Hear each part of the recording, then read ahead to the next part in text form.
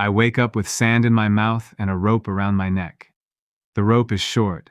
It ties me to 11 other men, all of us kneeling in a line, all of us breathing like dogs. My tongue feels like a strip of dried leather. My lips split when I try to move them. My name is Aaron. 2 days ago, I was standing in a flooded field back home, opening a canal gate with water up to my knees, and the bank gave way, and the water took me down. I drowned. That is the joke this world made. A man who died with his lungs full of water opens his eyes in a place where water costs more than a human being. The memories of the body come in slow, like sand pouring through a crack. This body is also called Aaron, 19 years old, a water carrier owned by a man named Hask. No family, no land, no name worth saying twice. I look up. The sky is white. Not blue, white, burned out like an old bone. Below it, all the way to the edge of the world, there is nothing but gray sand and the broken teeth of dead hills. They call it the Ash Sea. It used to be farmland. That is what the memories say. Wheat once, apple trees once, rivers once. Now there is a hole in the ground called drift, and about 400 people fighting over what is left at the bottom of it. A whip cracks behind me. Up, the guard says. Barons counting. We stand. The rope pulls all of us crooked, and the man beside me falls, and the rope drags him 3 steps before he gets his feet under him again. Hask comes down the line with a clay tablet and a smile that never touches his eyes. He is fat in a place where nobody is fat. That tells you everything you need to know about him. Behind him walks a boy with a bucket. The bucket has a lid. The lid has a lock. In this world, a lock on water is more normal than a lock on a door. Hask lifts the lid, and every single one of us leans toward it without meaning to. 12 grown men, all bending like grass in wind because of the smell of water. Today's wage, Hask says. 1 swallow for a full day of hauling. 2 swallows if you carry from the deep gallery, because the deep gallery kills you faster. 1 swallow. I do the arithmetic in my head with a brain that is already going soft from thirst. A man needs about 3 liters a day out here. Hask is paying us 1 mouthful. That is not a wage, that is a leash. You work, you get just enough to work again tomorrow, and if you ever stop, you are dead in a day and a half. The boy comes down the line with a copper cup. Each man drinks. Each man closes his eyes for that 1 second like he has gone somewhere else. When the cup reaches me, I hold it and my hands shake. That is when I hear the child crying. She is maybe 6 years old, sitting in the dust by the gallery mouth, and she has stopped crying properly. She is doing the dry kind, the kind with no tears in it, because her body has nothing left to spend. A woman is holding her. Young, maybe 23, with cracked lips and a gray cloth wound over her hair, and her arms are so thin I can see how they are put together. Please, the woman says to Hask.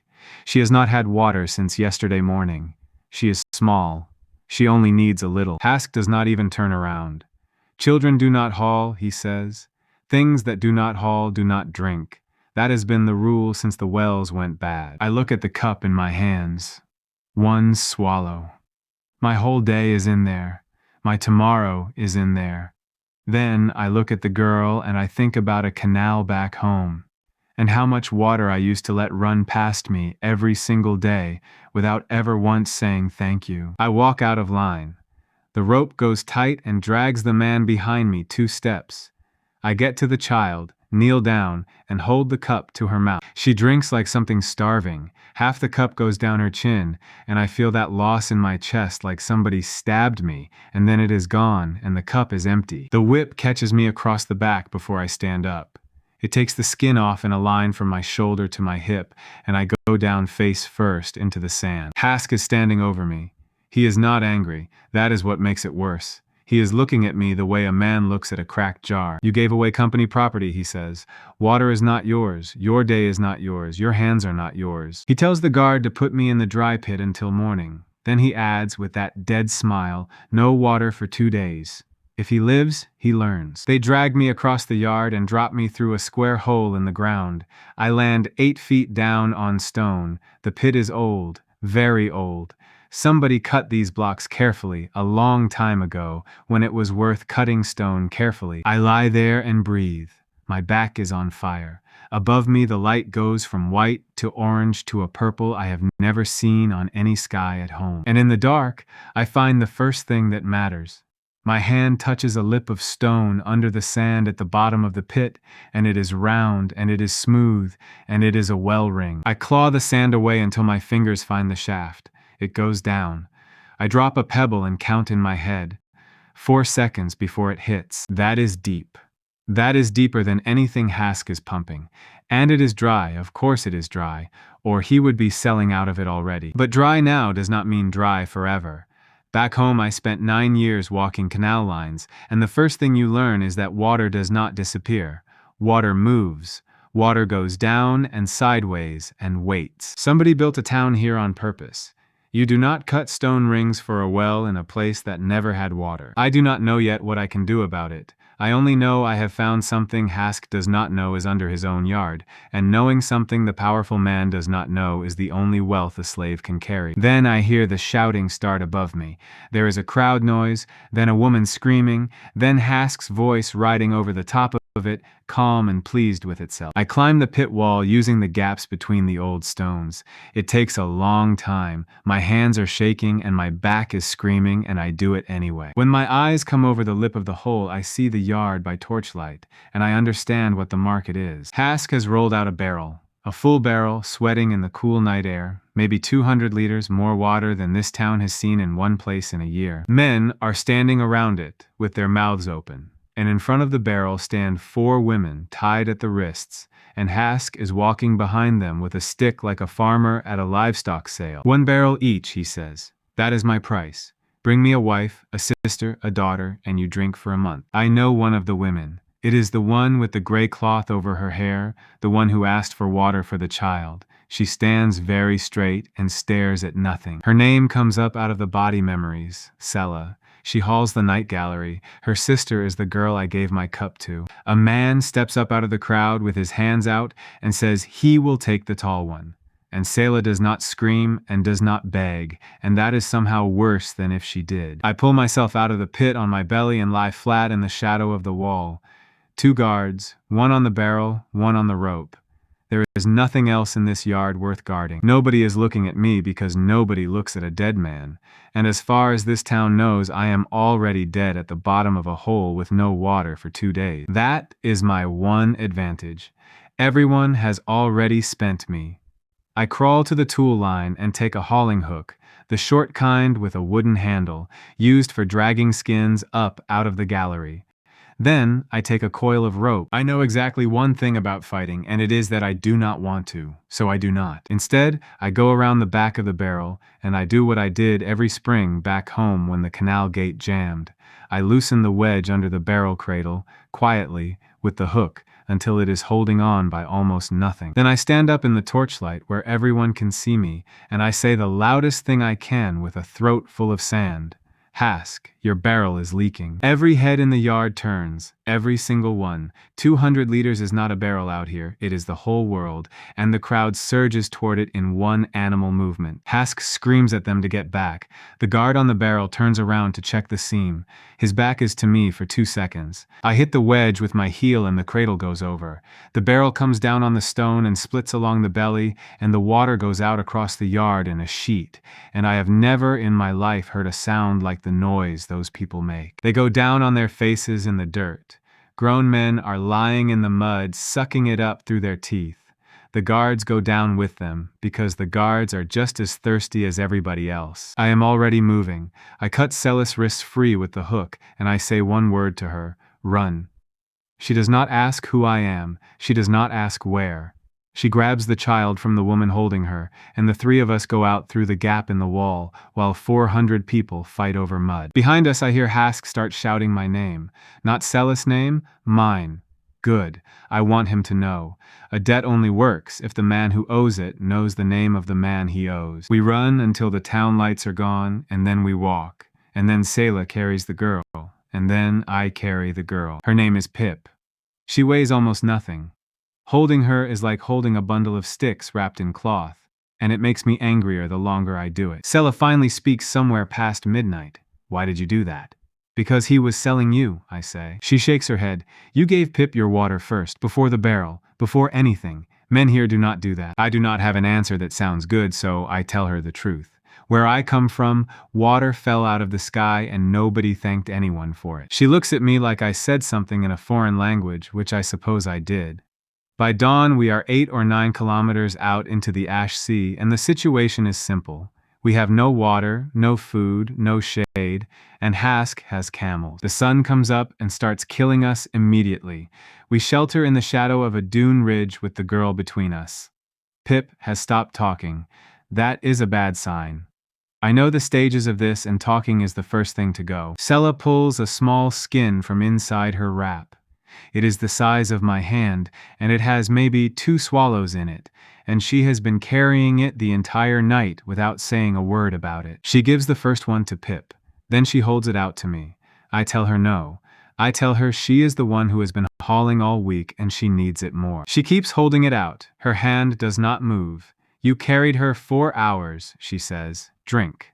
We sit there in the heat arguing about 2 mouthfuls of water like 2 idiots, and then she does something I do not expect. She puts the skin in my hand, and she leans across the sand, and she kisses me.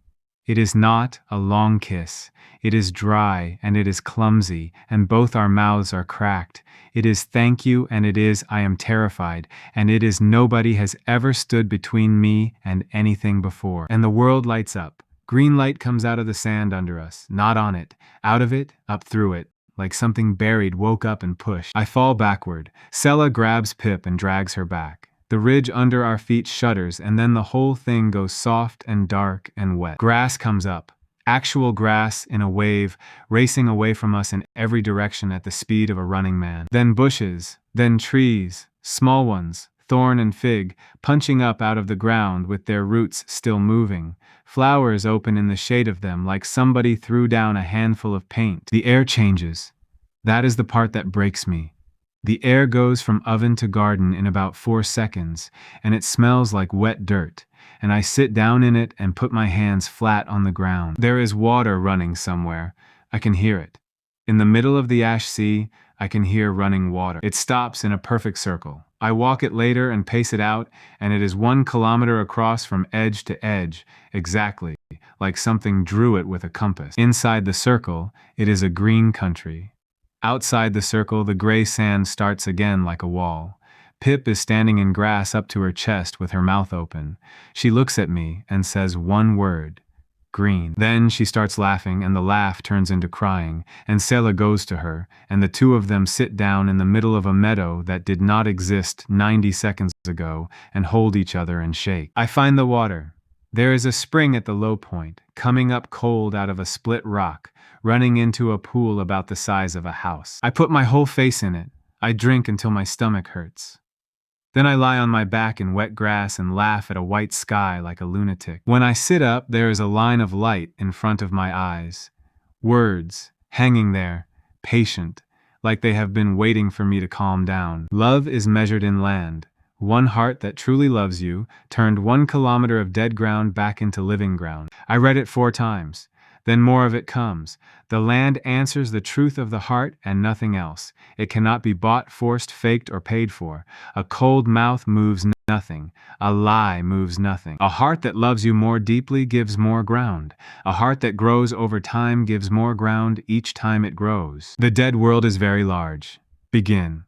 I sit in the grass for a long moment and think about what that actually means, because I am a farmer and farmers count things. 1 kilometer. The Ash Sea is thousands of kilometers wide. If every person alive out here loved me, and they will not, it would still be 100 lifetimes of work. But the rule underneath it makes my hands go cold. This gift cannot be stolen and cannot be forced. It only pays out when somebody actually chooses me, which means the moment I try to take instead of earn, I get nothing. The gift is a leash on me too. Sela comes and stands over me. She has taken the cloth off her hair, and her hair is dark and cut short, and she is looking at the trees. Did you do this? She asks. We did this, I say. She goes very still. Then she asks the question I am afraid of. Can you do it again? Yes, I tell her.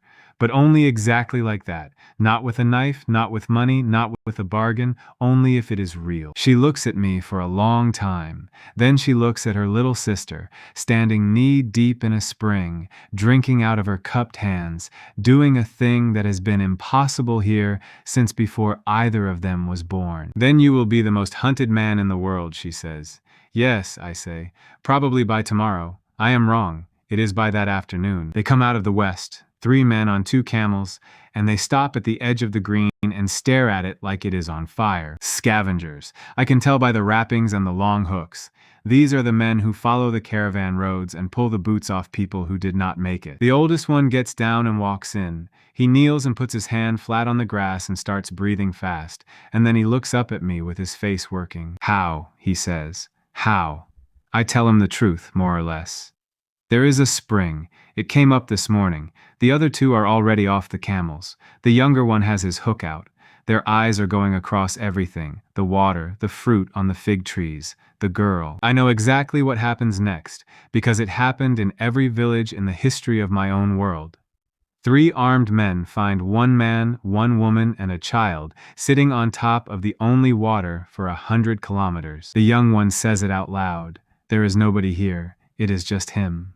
I put my hand on the hauling hook in my belt, and I understand something with total clarity. I cannot win this fight. I have 1 tool, no training, and a wound across my back that opens every time I lift my arm. So I do not fight. I make an offer instead, and I make it fast. Water is free here, I say. Drink all you want. Fill every skin you have.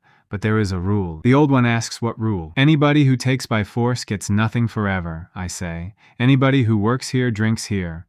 I need men who can dig. I am paying in water, and I am paying more than Hask pays. That stops them.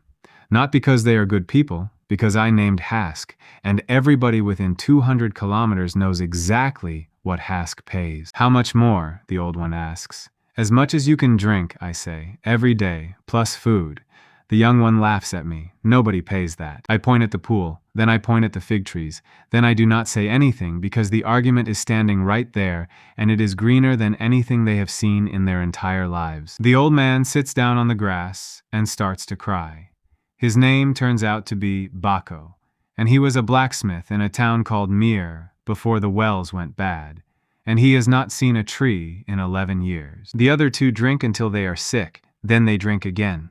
By nightfall, all 3 of them are digging a drainage line where I tell them to dig it, because water that runs across open ground in this heat is water thrown away, and I want it underground and moving. Sela watches me lay out the line with a stick. You know how to do this, she says. It is not a question. I did it for 9 years, I say. Different world. Same water. Then I tell her the part that scares me. This circle can be seen from very far away. Green is the loudest color in a gray world. We have days, maybe less. She nods slowly. Hask will come. Hask will come, I agree. So will everybody else. So we do not build a garden. We build a fort that happens to be green. That night we eat figs and boiled spring water, and a lizard Bako catches, and Pip falls asleep in the grass with her fist wrapped in Sela's sleeve. I sit up with my back against a young tree that was not born this morning, and I make my list. Wall first, water storage second, because an open pool is a target and a covered cistern is a weapon. Then grain, because you cannot hold anything with hungry people. Then I count what I actually have. 4 adults, 1 child, 1 kilometer of land, 1 spring, no weapons, no walls, and a secret that every king in this world would burn a city to own. It is not enough. It is also more than I had this morning when I was in a hole in the ground with no water for 2 days. Somewhere out east, a rider is already going through the night toward Drift with a story about a green light on the horizon. Hask hears it before dawn. He listens with his hands folded on his belly, and then he asks only one question. Was the slave with the whipped back there? The rider says yes. Hask smiles and calls for his camels. The wall goes up in 5 days, and it is not much of a wall. It is packed earth and thorn, waist high, running in an arc across the only easy approach from the east. A determined man can walk over it. That is fine. I do not need it to stop anybody. I need it to slow them down where I can see them. Bako turns out to be worth more than the wall. He is a real smith. and once he stops crying at trees, he starts making things, and by the third day, we have 11 iron heads for 11 spears. We do not have 11 men, we have 5. So I put 6 of the spears standing in the ground along the wall with cloth on them, spaced out, so that from a distance the ark looks manned. Sela thinks this is very funny. Sela has started laughing again, which is a thing I notice more than I should. The green does not stay a secret for one single day. Refugees arrive on the second morning, 3 of them, then 9, then a family of 6, who have been walking for 4 days on one skin of water between them. I let every single one in. Bako thinks I am insane. They will eat everything, he says. They will drink the pool dry. That is how these things die. Here is the thing he does not understand. Water is not my limit. Land is my limit, and land is not fixed. The spring puts out more than 1,000 people could drink. Nothing on my land is scarce except ground. So I make the same deal with all of them. You work, you drink, you eat. Nobody takes anything by force. And if you steal, you go back out into the gray. 15 people become 40 in 6 days. 40 become 60. They come out of the ash sea like water finding a drain. I put them all to work. Half on the cistern, digging a covered tank into the rock by the spring. Half on grain, because I found the wild ancestor of something like barley growing along the wet line, and I know exactly what to do with a wild grass that wants to be wheat. Sela runs the water line. She is the only one who has ever managed a ration list in her life, and she does it in her head, out loud, walking the camp twice a day. 4 liters a person a day, she calls. Children first, diggers second, everybody drinks, nobody hoards, anybody caught hiding a skin loses their share for 2 days. Nobody hides a skin. They believe her because she used to be them. On the 8th day, my land grows for the second time, and I learn how the gift actually breathes. It happens in the evening.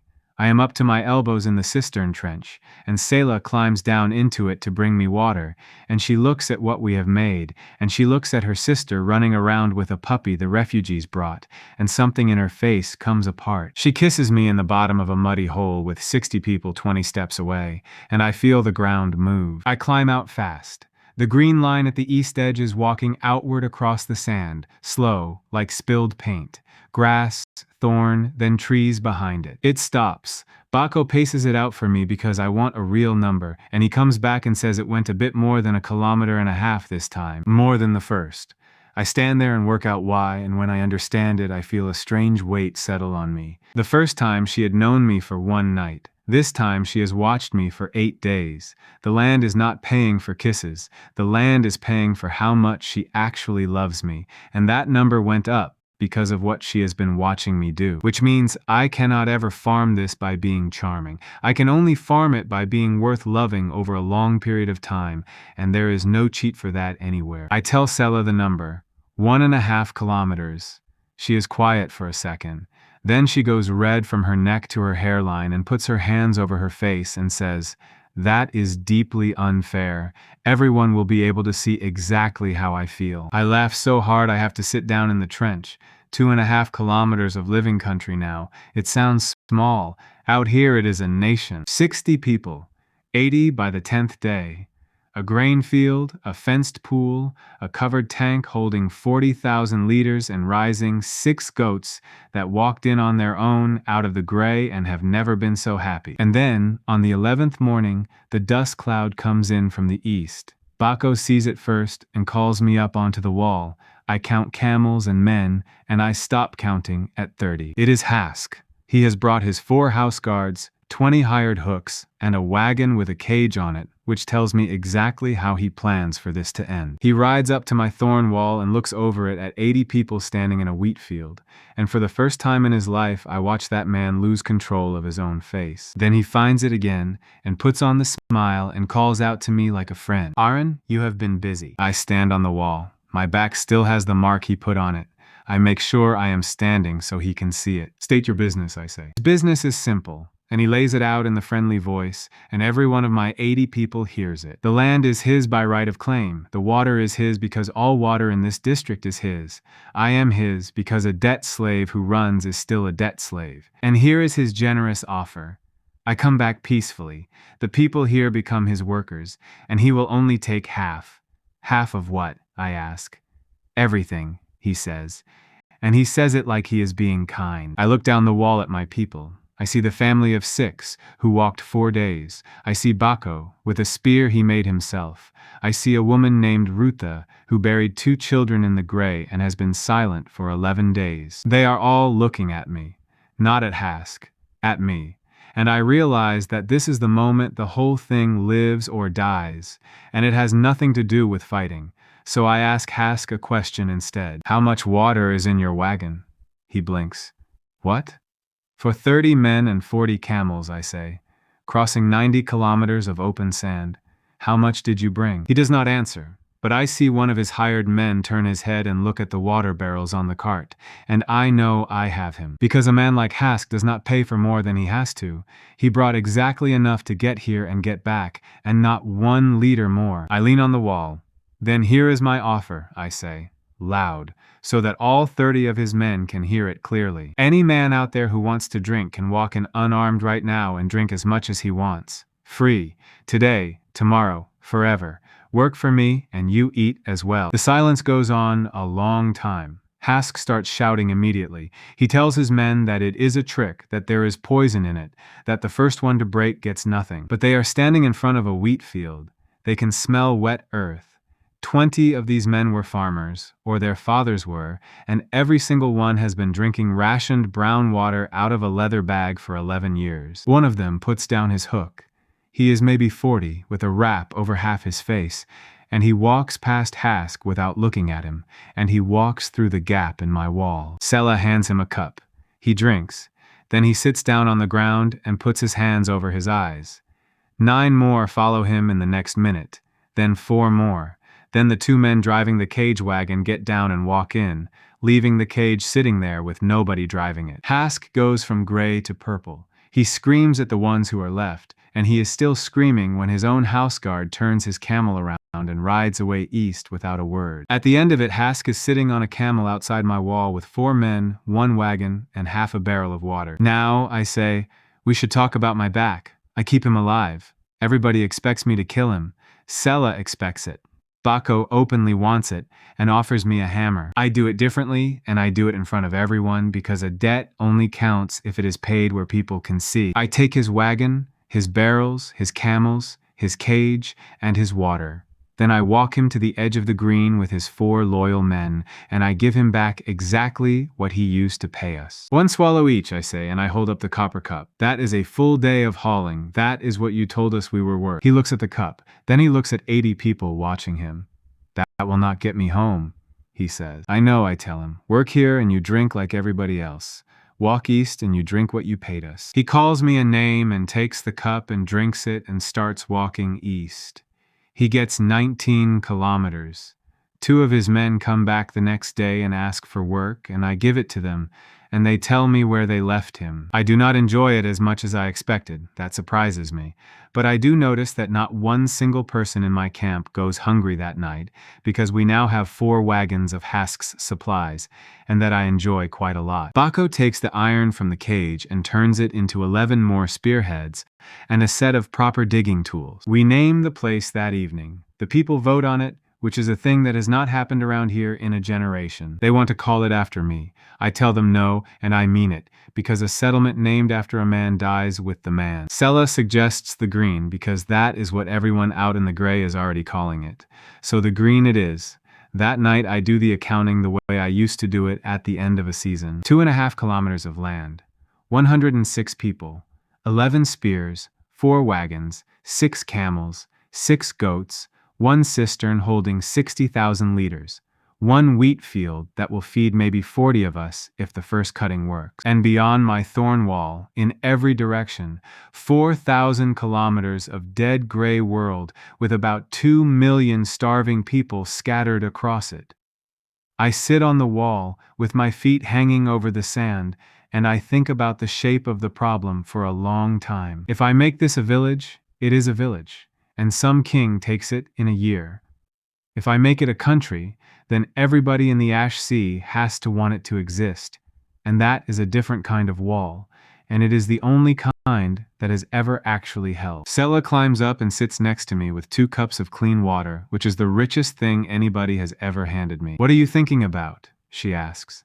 "I am thinking that the whole world is dying," I say, "and I can fix about 1 kilometer of it at a time, and only if somebody actually loves me, and I did not design this system." She snorts water out of her nose, laughing. Then she gets serious and asks the question she has clearly been holding for 11 days. What happens when it is not me? I do not have a good answer. I try anyway. I tell her the truth, which is that I do not know, and that I am not going to lie to her about it, and that whatever this becomes, she is the first, and I am not going to hide her behind anything. She thinks about it. Then she says, "I did not ask to be first. I asked what happens to me." "Nothing happens to you," I say. "You run the water. You know every name in this camp. Nothing here works without you, and everybody knows it." She looks out at the gray for a while. "Good," she says finally, "because there is somebody coming, and if you get us killed being charming, I will be extremely annoyed." I look where she is looking. There are riders on the North Ridge, not camels. Horses, which nobody out here can afford to keep because a horse drinks like an army. They sit up there and watch us for a long moment, 20 of them, black wraps, and then they are gone off the ridge line like they were never there. Baco comes up beside me and swears quietly. "Ashbourne," he says. "Raiders. They have been eating the caravan roads for 6 years and nobody has ever caught one of them." "How many are they?" I ask. "Nobody knows. Some say 400. They have a chief, and the chief is a woman, and they say she took the horses off a royal column and left the column in the sand." I look at the ridge where they were. They came, they looked, and they left without touching us, which means they were counting. Men, walls, water, exits. That is not a raid. That is a survey. Sela asks what we do. We speed up, I tell her. Everything. Now. They come back 4 nights later, and they do not come over the ridge. They come up the wet line from the south, quiet, where the ground is soft and there is no wall yet. I know because the goats start screaming. By the time I am out of the shelter with a spear in my hand, there are horses inside the wheat field, and my people are running, and somebody has already knocked the North Watchfire flat. It is over in about 90 seconds. That is the honest number. They put me on my knees in my own field with a blade under my ear, and I do not land a single blow the entire time. They are extremely good. Nobody shouts, nobody looks confused. 4 of them handle the crowd, 4 take the cistern, 4 take the animals, and the rest just stand in a ring, facing outward with bows. Then the chief walks into the torchlight, and I get my first look at Kala. She is tall, sun-dark, wrapped in black to the eyes, and there is a bow across her back that is nearly as long as she is. She walks like somebody who has never once in her life been told to wait. She looks at the wheat. She looks at the covered tank. She looks at the grass. Then she pulls the wrap down off her face, and I see her expression. And it is not greed. It is hunger, and it is very old. "Who did this?" she says. Nobody answers, so I answer. "I did." She crosses the field and crouches down in front of me and studies my face for an uncomfortably long time. "You are the water carrier who broke Hask," she says. "The story is already at the Salt Road. They say you have a spring that does not stop." "I have a spring that does not stop," I agree. Then she says the thing that changes the next hour. "Stand him up." Then she tells her people to put down the torches and to get out of the grain, and she says it hard, and they do it instantly. Kala walks the camp with me for an hour and asks better questions than anyone I have ever met. How deep is the tank? What is the daily flow? How much grain in the first cutting? How many mouths? How long can I hold if somebody sits outside my wall for a month? I answer honestly, every single time, because I have already worked out what she is doing, and lying to her is the only way to lose. She is not deciding whether to rob me. She decided that on the ridge 4 nights ago, and the answer was no, because a spring you rob once is worth 1 night, and a spring you leave alone might be worth a decade. She is deciding whether I am going to survive because she does not want to invest in a dead man. At the end of the hour, she stops at the pool and says, "My people are starving." I ask how many. 640, she says. Then she says the rest of it, flat, like she is reading a list. 200 are fighters, the rest are their families. We have eaten our seed grain, we have eaten most of the horses we cannot ride, and I have 11 days of water if nobody spills any. That is why the raid stopped for 3 months, I say. It was not mercy. You have been dying quietly. She does not deny it. She just looks at me, and I see how tired she is under all that. So I say the sentence that turns the whole thing over. Bring them here. She goes very still. All of them, I say. 640 people, and the horses, and whatever you can carry. There is water for 4,000. There is not food for 4,000. So you will work like everyone else, and your fighters will guard my wall, and that is the price. She asks why. She asks it with real suspicion, the way somebody asks when every good thing they have ever been offered came with a hook in it. I give her the true answer, because I have decided that being honest with dangerous people is the only strategy I actually understand. Because right now I have 106 farmers and 11 spears, I say. And the moment a real king hears about this place, I need 200 people who know how to fight, and I would rather they were fed by me. She laughs. It is short and surprised, like she forgot she could. You are not offering charity, she says. You are hiring an army. I am hiring an army with water, I agree. It is the only currency I have got, and it is the only one that matters out here. Kala stands there in the dark by my pool for a long time, working it. Then she says one word. Done. They arrive over 3 days and it nearly breaks us. 640 people is not a group, it is a flood, and half of them arrive too weak to stand. 11 die in the first 2 days, which is a number I will carry, and 40 of them are children under 10. Sela does not sleep for 60 hours. She rebuilds the entire ration list on her feet, splits the camp into 8 water lines, and puts the Ashbourne children at the front of every one of them. That decision does more for us than any wall. The raiders watch a farm woman from Drift, feeding their kids before her own, and something in the temperature between the 2 camps changes overnight. On day 4, the wheat comes in. It is a poor cutting, thin and early, and it is still the first grain harvested in the Ash Sea in 11 years. 750 people stand around the edge of the field and watch it come down, and nobody says anything at all, and about half of them are crying. We eat flatbread that night, real bread. Kala stands with a piece of it in her hand and does not eat it for a very long time. Then she says quietly, so that only I hear it, my father died 3 years ago telling me there was nothing left in the world but sand and other people to take it from. She eats the bread, then she goes off on her own for a while, and I let her. The next 8 days we build like people possessed. 200 fighters means 200 sets of arms that can dig when they are not fighting, and raiders are extremely good at digging because raiders are extremely good at not being seen. The wall goes from waist-high thorn to a proper earth rampart, 2 meters, running the whole east and south face, with a ditch in front of it. We cut the channel from the spring into a stone-lined trench so we stop losing water to the sun. We roof the cistern properly. We start the second grain field, 3 times the size of the first, on the west line where the soil is deepest. And every day, twice a day, Kala walks the wall with me and argues with me about all of it. She is right most of the time.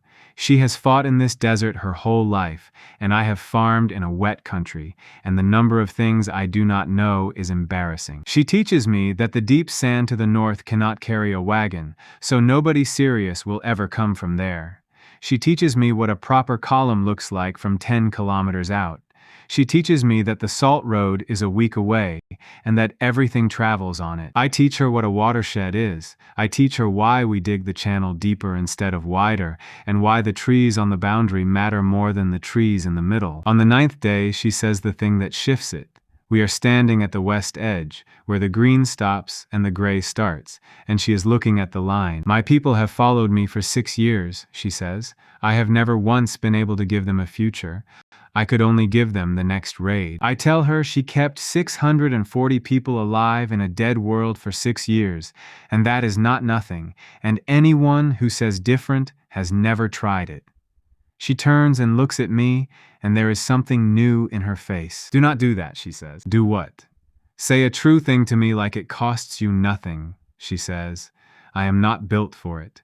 Then she walks off, fast, and I stand there like an idiot for a while. On the 12th day, the caravan comes up from the salt road, and with it the first real trouble, because a trader named Maris arrives with 16 wagons and a proposal that is actually a threat. Maris is smooth and rich and travels with his own guard, and he sits in my camp drinking my water and tells me how the world works. There are 3 powers in this desert, he says. Queen Isra of Maran, who holds the last great aquifer.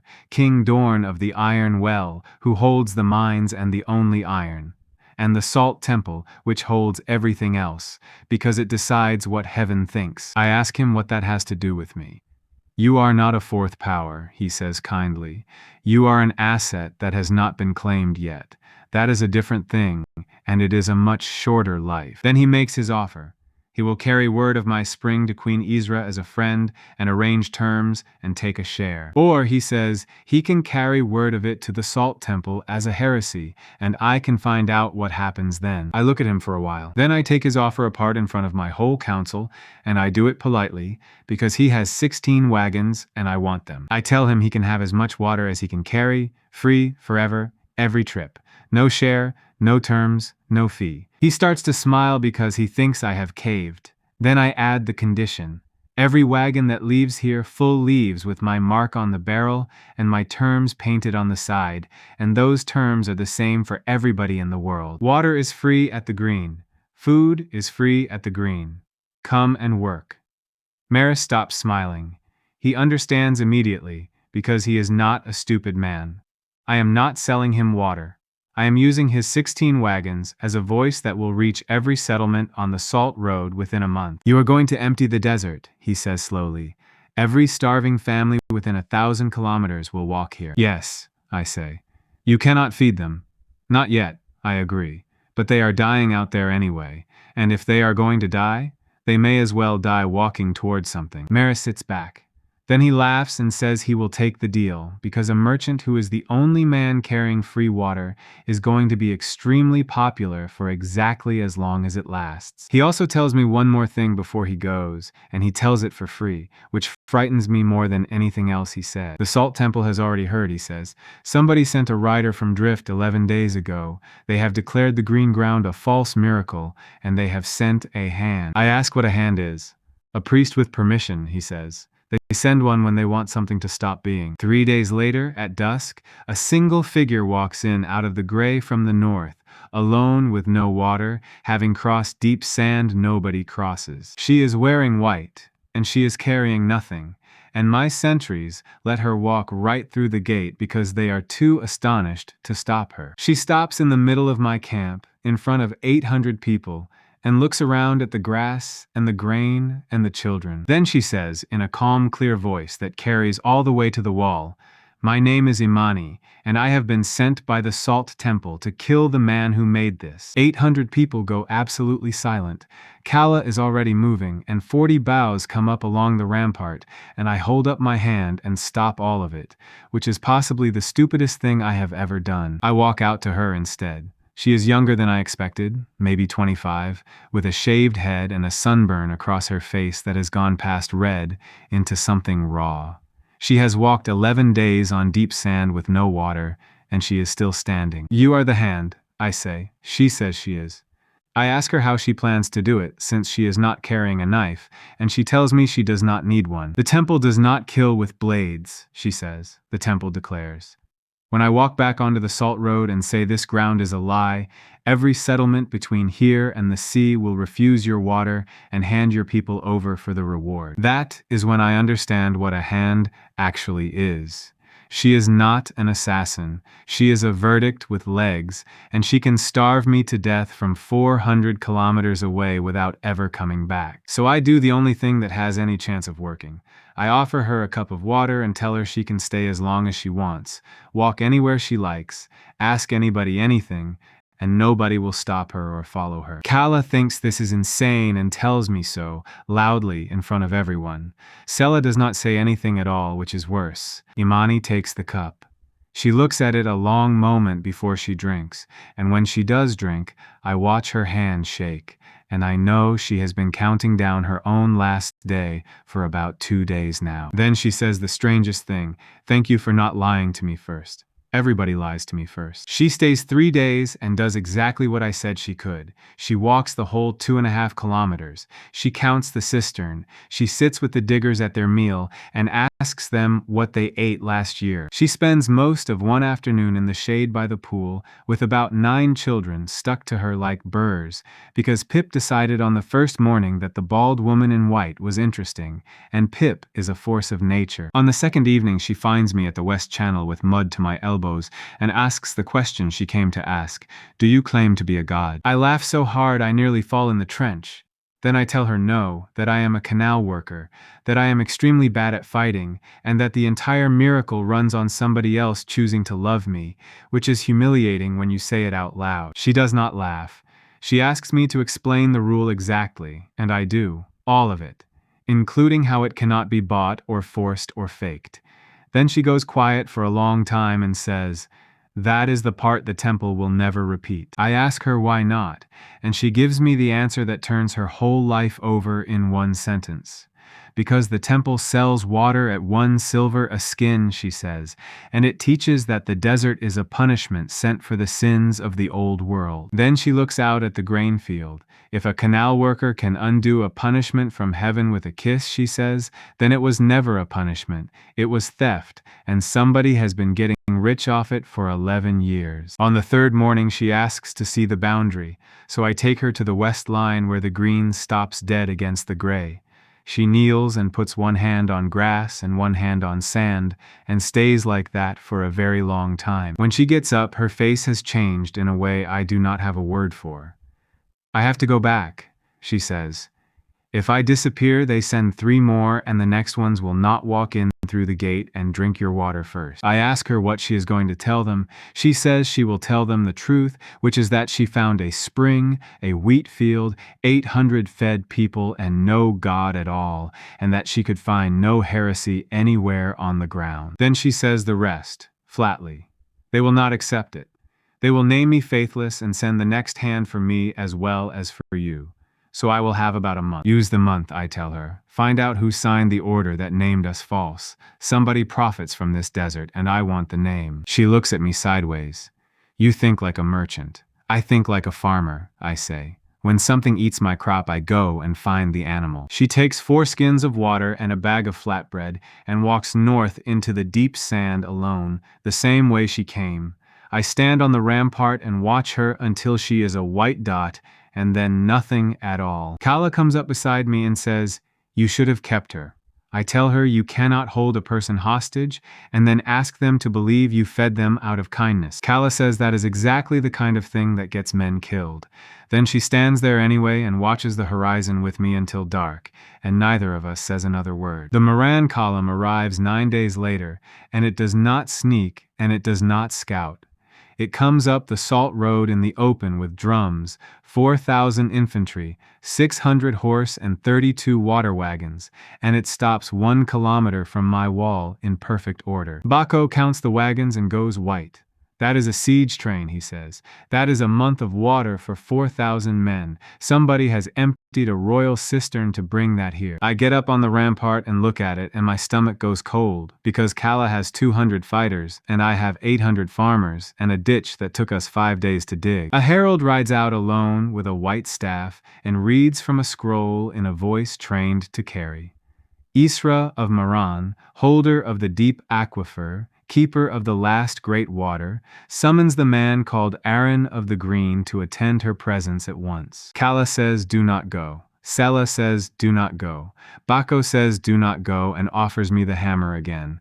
I go, because 4,000 men are not a negotiation, and because a queen who wanted this place burned would have burned it before sending a herald with a staff. I take Kala with me, because she is the most frightening person I know, and Sela, because Sela can quote every number in this settlement from memory, and numbers are the only weapon I am actually carrying. The Moran camp is a city that grew in one afternoon. Straight lines, dug latrines, roped horse lines, guarded wagons. Whoever built this knows exactly what they are doing, and that scares me more than the spears do. They walk us through the middle of it on purpose so we can see all of it, and then into a great tent, and there is Queen Isra of Maran, sitting on a folding chair with a map table in front of her. She is about 40, gray coming in at the temples, dressed in plain riding clothes with no jewelry of any kind. Her hands are the hands of somebody who works. Standing behind her is a big man in scale armor with a face like a closed door. That is Vash, the general. He looks at me the way a man looks at a problem he has already solved. Isra does not waste time on greeting. She points at the map, and it is the best map I have ever seen in this world, and my whole valley is on it, drawn in fresh ink. 2.5 kilometers of living ground, she says. Grain, standing water, 840 people, 200 of them Ashbourne raiders under Kala of the Black Raps, who has robbed my caravans for 6 years and is now apparently your gate guard. Kala does not move a muscle. Isra looks at her and adds, "Without heat, we will discuss that later, and I will not be forgiving about it." Then she turns back to me. "Explain the spring.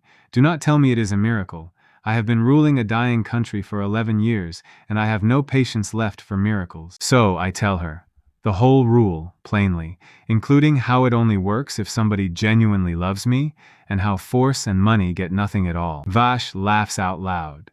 The queen does not. She sits absolutely still with her eyes on my face for about 10 seconds, and then asks the first intelligent question anybody has asked me since I got here. "How much land per person?" she asks. "Is it fixed? Does it repeat? Does it decay?" I give her the numbers. First time, 1 kilometer. Second time, 1.5 kilometers, because the feeling had grown. It repeats when the heart grows, and it gives nothing when the heart stands still. Then it is not a miracle, she says. It is an engine, and it runs on a fuel that cannot be mined. Then she does something that surprises me. She puts her elbows on the map table and rubs her face with both hands like an exhausted woman, which is exactly what she is. Maran has 11,000 people, she says. My aquifer drops 4 meters a year, and it has dropped 4 meters a year for 11 years. My engineers say I have 6 years of water left. My engineers are optimists, and I have known this since the day I took the crown. Vash shifts and says, "My queen," and she cuts him off with one hand without looking at him. Then she stands up and walks around the table and stops in front of me. I work out what she is about to do roughly 2 seconds before she does it, which is exactly 2 seconds too late to say anything clever. She takes my face in both hands and kisses me in front of her general, in front of Kala, in front of Sela, in front of 2 guards and a scribe. It lasts about 4 seconds. Nothing happens. Not one blade of grass. Not one grain of sand moves anywhere in the world. She steps back and looks at the ground under her own boots, hard, like she can force it by concentrating. And it stays gray and dead, and the tent goes so quiet I can hear the horses outside. "I did not enjoy that either," she says at last dryly. "Well, now we both know I am telling the truth about something." Vash goes for his sword. He gets it half out before Isra says his name once, and he stops, and I have never seen a big man freeze so fast. He is still furious. He says the obvious thing, which is that they should take me back to Maran in chains and see how the miracle behaves after 9 days without food. Isra turns on him and takes him apart in front of everyone, and I actually feel a flash of sympathy for the man. Did you not listen? Force gives nothing. Money gives nothing. A cold mouth gives nothing. What exactly do you plan to torture out of him, General? A feeling. Then she says the sentence that decides the next 2 years of my life. He is not a mine we can dig. He is a crop we can water. She goes back to her chair and starts negotiating like a woman who has been doing it for 11 years. And she is very good, and I lose about 1/3 of everything I ask for. Here is what we agree, out loud, with the scribe writing every word. Maran sends me 400 laborers with tools, 30 engineers, seed grain by weight, and 40 wagons a month. In return, the Green sends water and grain to Maran on a fixed schedule, and the aquifer stops being touched for any purpose except drinking, which is the term her own engineers have been begging her for since before I was born in this world. The Ashborn are pardoned for 6 years of raiding, in writing, with Kala holding rank as a captain of the Green, which is a thing Isra invents on the spot and which nobody in this tent has the authority to invent. And Moran recognizes the Green as a holding, not a village. That word costs me 2 hours of argument, and it is the most valuable thing on the whole scroll, because a village belongs to somebody and a holding does not. The last term is hers, and she does not bargain over it. My people come to you in the bad season, she says, all 11,000 if it comes to that. If Marin dies, I am not going to sit on a dry throne and be dignified about it. I tell her yes before she finishes the sentence, and something in her face loosens for the first time all afternoon. Then Vash asks the ugly question, and to be fair to him, it is the right question. What stops King Dorn from coming here with the iron and taking all of it? Nothing, says the Queen, which is why we build fast, and why nobody in this tent says the word kiss outside of it, ever, on pain of my extreme displeasure. Riding back, Kala is silent for 2 kilometers and then says, she is going to try again in a year. I ask what she means. Kala says, she kissed you to test the machine, and the machine said no, and she is not a stupid woman, so now she knows exactly what she would have to become for it to work. And she watched you for 3 hours today, Kala adds, and she was not looking at you like a merchant. Sela says quietly from the other side. She is right. Nobody says anything else the whole way home, and the silence is not hostile. It is 3 people doing the same arithmetic at the same time and none of us liking the answer. 400 Marin laborers and 30 engineers change everything in 11 days. The engineers are the real gift because they have been nursing a dying aquifer for a decade, and they know more about moving water underground than anyone alive. I hand them my channel plans and they immediately tell me everything I got wrong, which is a great deal, and I stand there and take notes like an apprentice. We line the whole spring channel with fired clay. We sink 2 more storage tanks into the rock. We terrace the west slope so runoff stops cutting gullies, and we plant the boundary with thorn and fig in a double row to hold the edge against the wind. That last one matters more than anything, and it is Celis' idea, not mine. She works it out by watching the line for a week and then explains it to me in about 9 words. The Green does not spread on its own, she says.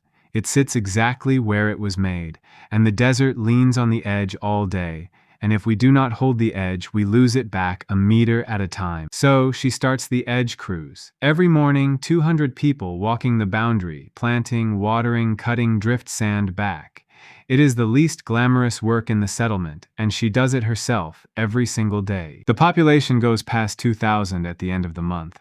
Maris and his 16 wagons did their job, and the Salt Road talks, and now the Salt Road talks about only one thing. They arrive in families, in pairs, in ragged threes.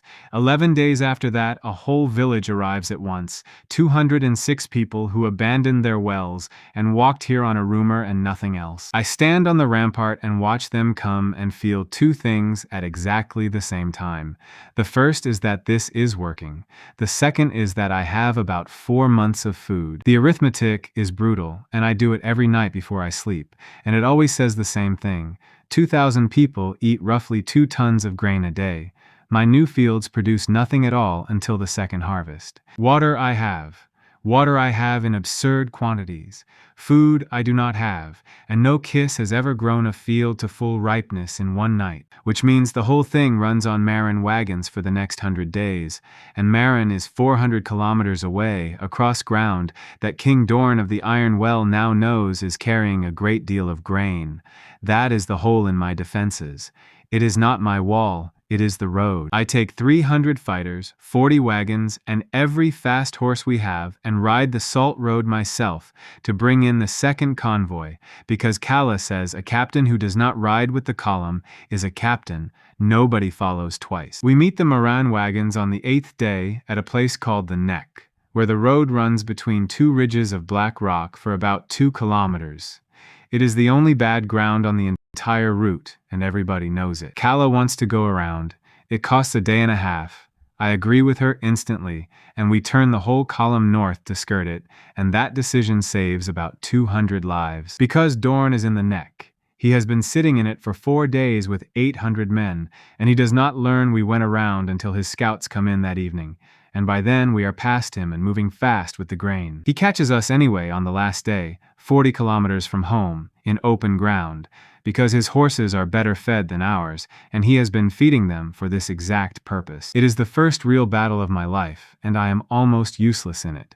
I am not a fighter, I have said that from the beginning, and it stays true when it counts. What I am is a man who has walked this ground for 2 months and knows exactly where the soft sand starts. And Kala is a woman who has spent 6 years killing columns in open desert. So we do the only thing that works. Wagons in a ring on hard ground every bough we have inside it, and we leave the north approach open because it looks like the easy line and it is nothing but soft sand under a crust. His heavy horse goes in up to the knee, then it is not a charge. It is 400 stuck animals inside bow range, and the Ashbourne have been shooting from the saddle since they were children. It takes 11 minutes. We lose 31 people. Dorn loses about 260 and pulls back east with what is left and does not try again that day. I walk the field afterwards, and it is the worst thing I have ever seen, and I make myself walk all of it. Somebody has to know the price. I decide it is going to be me every time for as long as this lasts. We bring in 900 tons of grain. It is the largest amount of food that has moved in the Ash Sea in 11 years, and it buys me 140 days of life for 2,000 people. When we come over the last ridge, and I see the green sitting there in all that gray, with the smoke of 2,000 cook fires going straight up in the evening air, something happens in my chest that I do not have a name for. Sella is waiting at the gate, not at the wall, at the gate, on the road, in the dust, where she has apparently been standing since the scouts reported us 4 hours ago. She does not say anything at all. She walks straight into me and holds on hard enough that my ribs complain, and I feel her shaking, and she has been running a settlement of 2,000 people alone for 19 days. She kisses me in front of the entire returning column and about 400 spectators, and the ground goes. It goes further than it has ever gone. The line runs west, past the old boundary, and keeps running, and people are shouting, and it is 20 minutes before Bako comes back with a number. 3 kilometers, he says. 3 whole kilometers in one go. Total living ground, 5.5 kilometers across. 38,000 new trees. A second spring, bigger than the first, that comes up through what used to be a dune and turns it into a lake before morning. Sella hides her face in my shoulder and says quietly, "So only I hear it, I thought you were dead for 19 days. Then she says the rest, and it is the most frightening sentence anybody has said to me in this world. Every time you leave, I love you more, and every person here can measure it. Do you understand what that is like?" I hold on to her and I do not have an answer, because she is right. The whole valley now owns a public instrument for reading the inside of that woman, and she never agreed to that, and neither did I. That night, in the middle of a settlement celebrating with fresh bread and lake water, Imani walks in out of the north for the second time. She is thinner. There is a healed cut across her scalp. She has been walking for 6 days, and she is carrying a leather satchel that she will not let anybody else touch. She finds me at the new lake edge and does not bother with greeting. "They tried me," she says, "declared faithless on the 9th day and held for the salt cells. I got out on the 15th. 2 priests helped me, and one of them is dead now." Then she opens the satchel and hands me what she came 400 kilometers to deliver. It is a ledger, temple accounts, copied in her own hand, 11 years of them. I sit down on a rock beside a lake that did not exist yesterday and read it by torchlight while she watches my face and says nothing at all. The temple sells water. That much I knew. What I did not know is where the temple gets it, because the temple has no aquifer, no river, and no spring of its own anywhere on the map. Every year, on the same date, the salt temple receives its entire water supply from one source, delivered to the salt spire by sealed caravan, and the ledger records the amount, and the amount is enormous. 900,000 skins a year, from a single supplier, listed in the accounts under one name over and over for 11 straight years. The Salt King. I look up at Imani. She is watching me with an expression I recognize because it is probably the one I had when I first understood what Hask's water price actually meant. Nobody has water in this world, she says. Nobody. Not the queen, not Dorn, not the temple. Everybody is dying slowly and fighting over the last cups. Except one man, I say. Except one man, she agrees. And the desert started 11 years ago, and his deliveries started 11 years ago, and there is no record of him anywhere before that at all. We hold a council that night beside the new lake, and it is the first time the Green has anything that could honestly be called a government. There are 5 of us. Me, Sela for the water and the rations, Kala for the fighters, Bako for the forge and the tools, and Imani, who has been in my settlement for 4 hours and already knows more about the enemy than the rest of us combined. I put the ledger on a flat rock where everybody can see it, and I say the thing out loud so that nobody can pretend later that they did not hear it. There is a man who owns all the water in this world, I say. He has been selling a little of it back to us at the price of everything we have for 11 years, while 2 million people died of thirst on top of his stock. Kala asks the only question that matters to a soldier. Where is he? Imani says nobody knows. The caravans go north past the salt spire into the dead quarter, and they come back full, and every driver who has ever taken that road has been a temple servant with his tongue cut out. Bako says that is a story to frighten children. Imani says she has met 4 of them and helped bury one, and Bako stops talking, so we do the arithmetic. Whatever the Salt King is, he is 900 kilometers away. He is protected by a temple, an army, and a desert.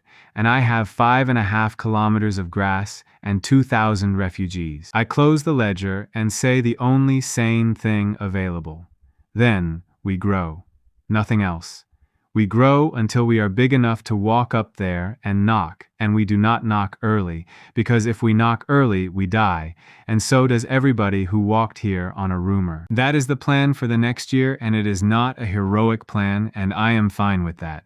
Farmers are not heroic. Farmers wait for the right season and then work like animals when it comes. Imani asks for work, so I give her the worst job in the settlement. She becomes the voice. She takes 8 wagons and rides the salt road, settlement to settlement, and she tells the truth about who owns the water. I ask her if she is afraid, and she says the temple already sentenced her once, so the only thing left to lose is the walking. Dorn's answer arrives 11 days later, and it is the strangest thing anybody has ever done to me.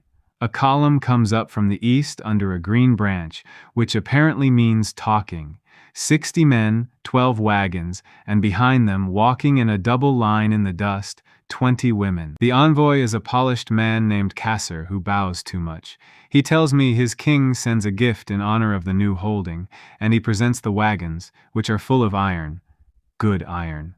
Better iron than anything Bako has ever worked with. Then he presents the women, and he does it exactly the way you would present livestock, and my whole council goes very still. The king understands your gift requires affection, Kasser says pleasantly. He has therefore selected 20 of the finest daughters of the Iron Well, and each has been instructed to love you. Instructed, I say. Thoroughly, he says. They have been prepared for 2 weeks. They know what is expected. Their families remain at the Iron Well and will be well cared for as long as the arrangement prospers. I stand there and look at those 20 women standing in the sun, and I understand the whole shape of it in one breath. Their families are hostages. They have been told what happens if the grass does not grow. Kasser is still talking. He is explaining the king expects 200 kilometers of new land within the year and considers this generous. I ask him one question. Have you told them the rule? He blinks. What rule? So I turn away from him and I talk to the women instead, all 20 of them, in front of my whole council and 60 of Dorn's soldiers, and I say it as plainly as I know how. It does not work like that. It cannot be ordered, bought, arranged, or faked. If you kiss me because a king told you to, nothing happens. Not one blade of grass, not one step of ground. Nobody moves. One of them, a tall woman near the end of the line, starts to cry without making any sound. Kasser recovers fast because he is a professional, and he says that we should test it and that his king would like a demonstration. Fine, I say.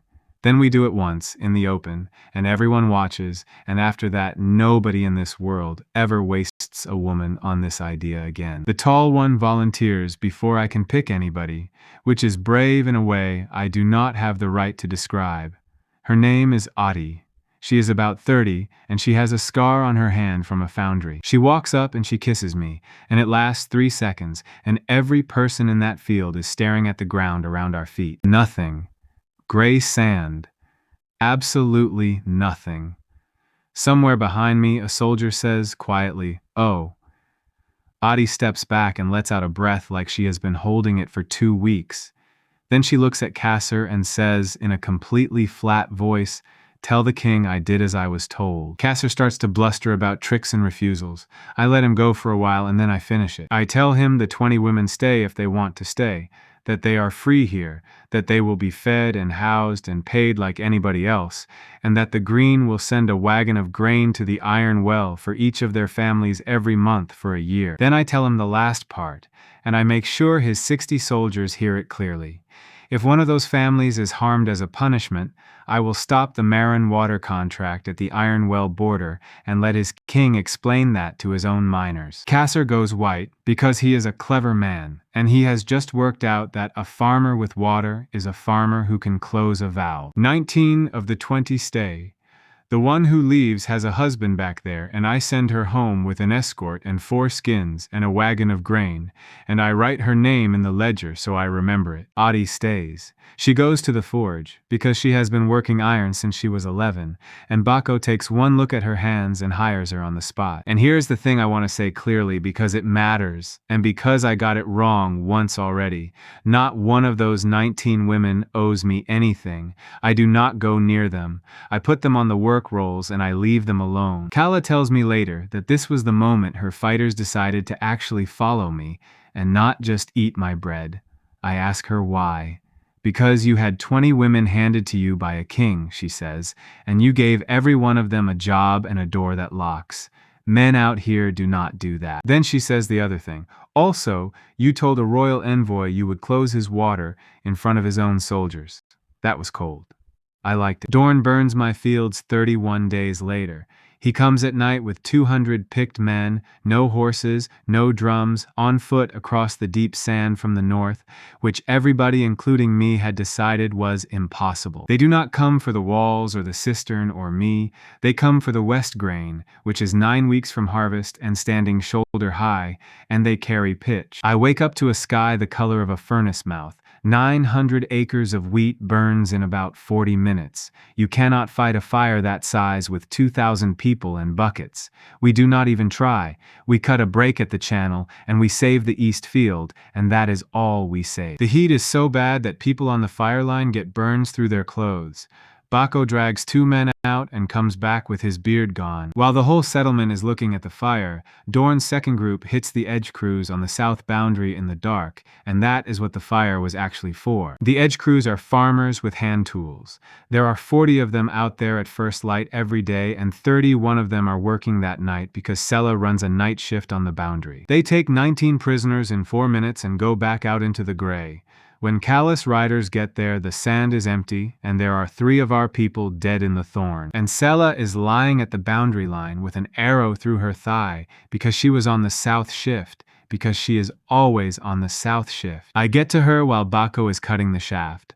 She is gray and shaking and furious, and the first thing she says to me is not about the wound. "They took Pip," she says. I stand up. I go absolutely calm in a way that frightens me a little when I think about it afterwards. Everything in my head gets very quiet and very organized. They took 19 people, 11 women, 5 men, 3 children. Pip is one of the 3 children. She is 6 years old, and she has been in this world for 6 years, and she has been happy for about 4 months of it. Kala is already shouting for horses. I stop her, and it is the hardest order I have ever given, and she nearly hits me for it. "Not tonight," I say. "In the dark, in deep sand, chasing men who chose the ground. That is exactly how they want it to go, and we will lose 40 riders and get nothing." She calls me a coward. I let her.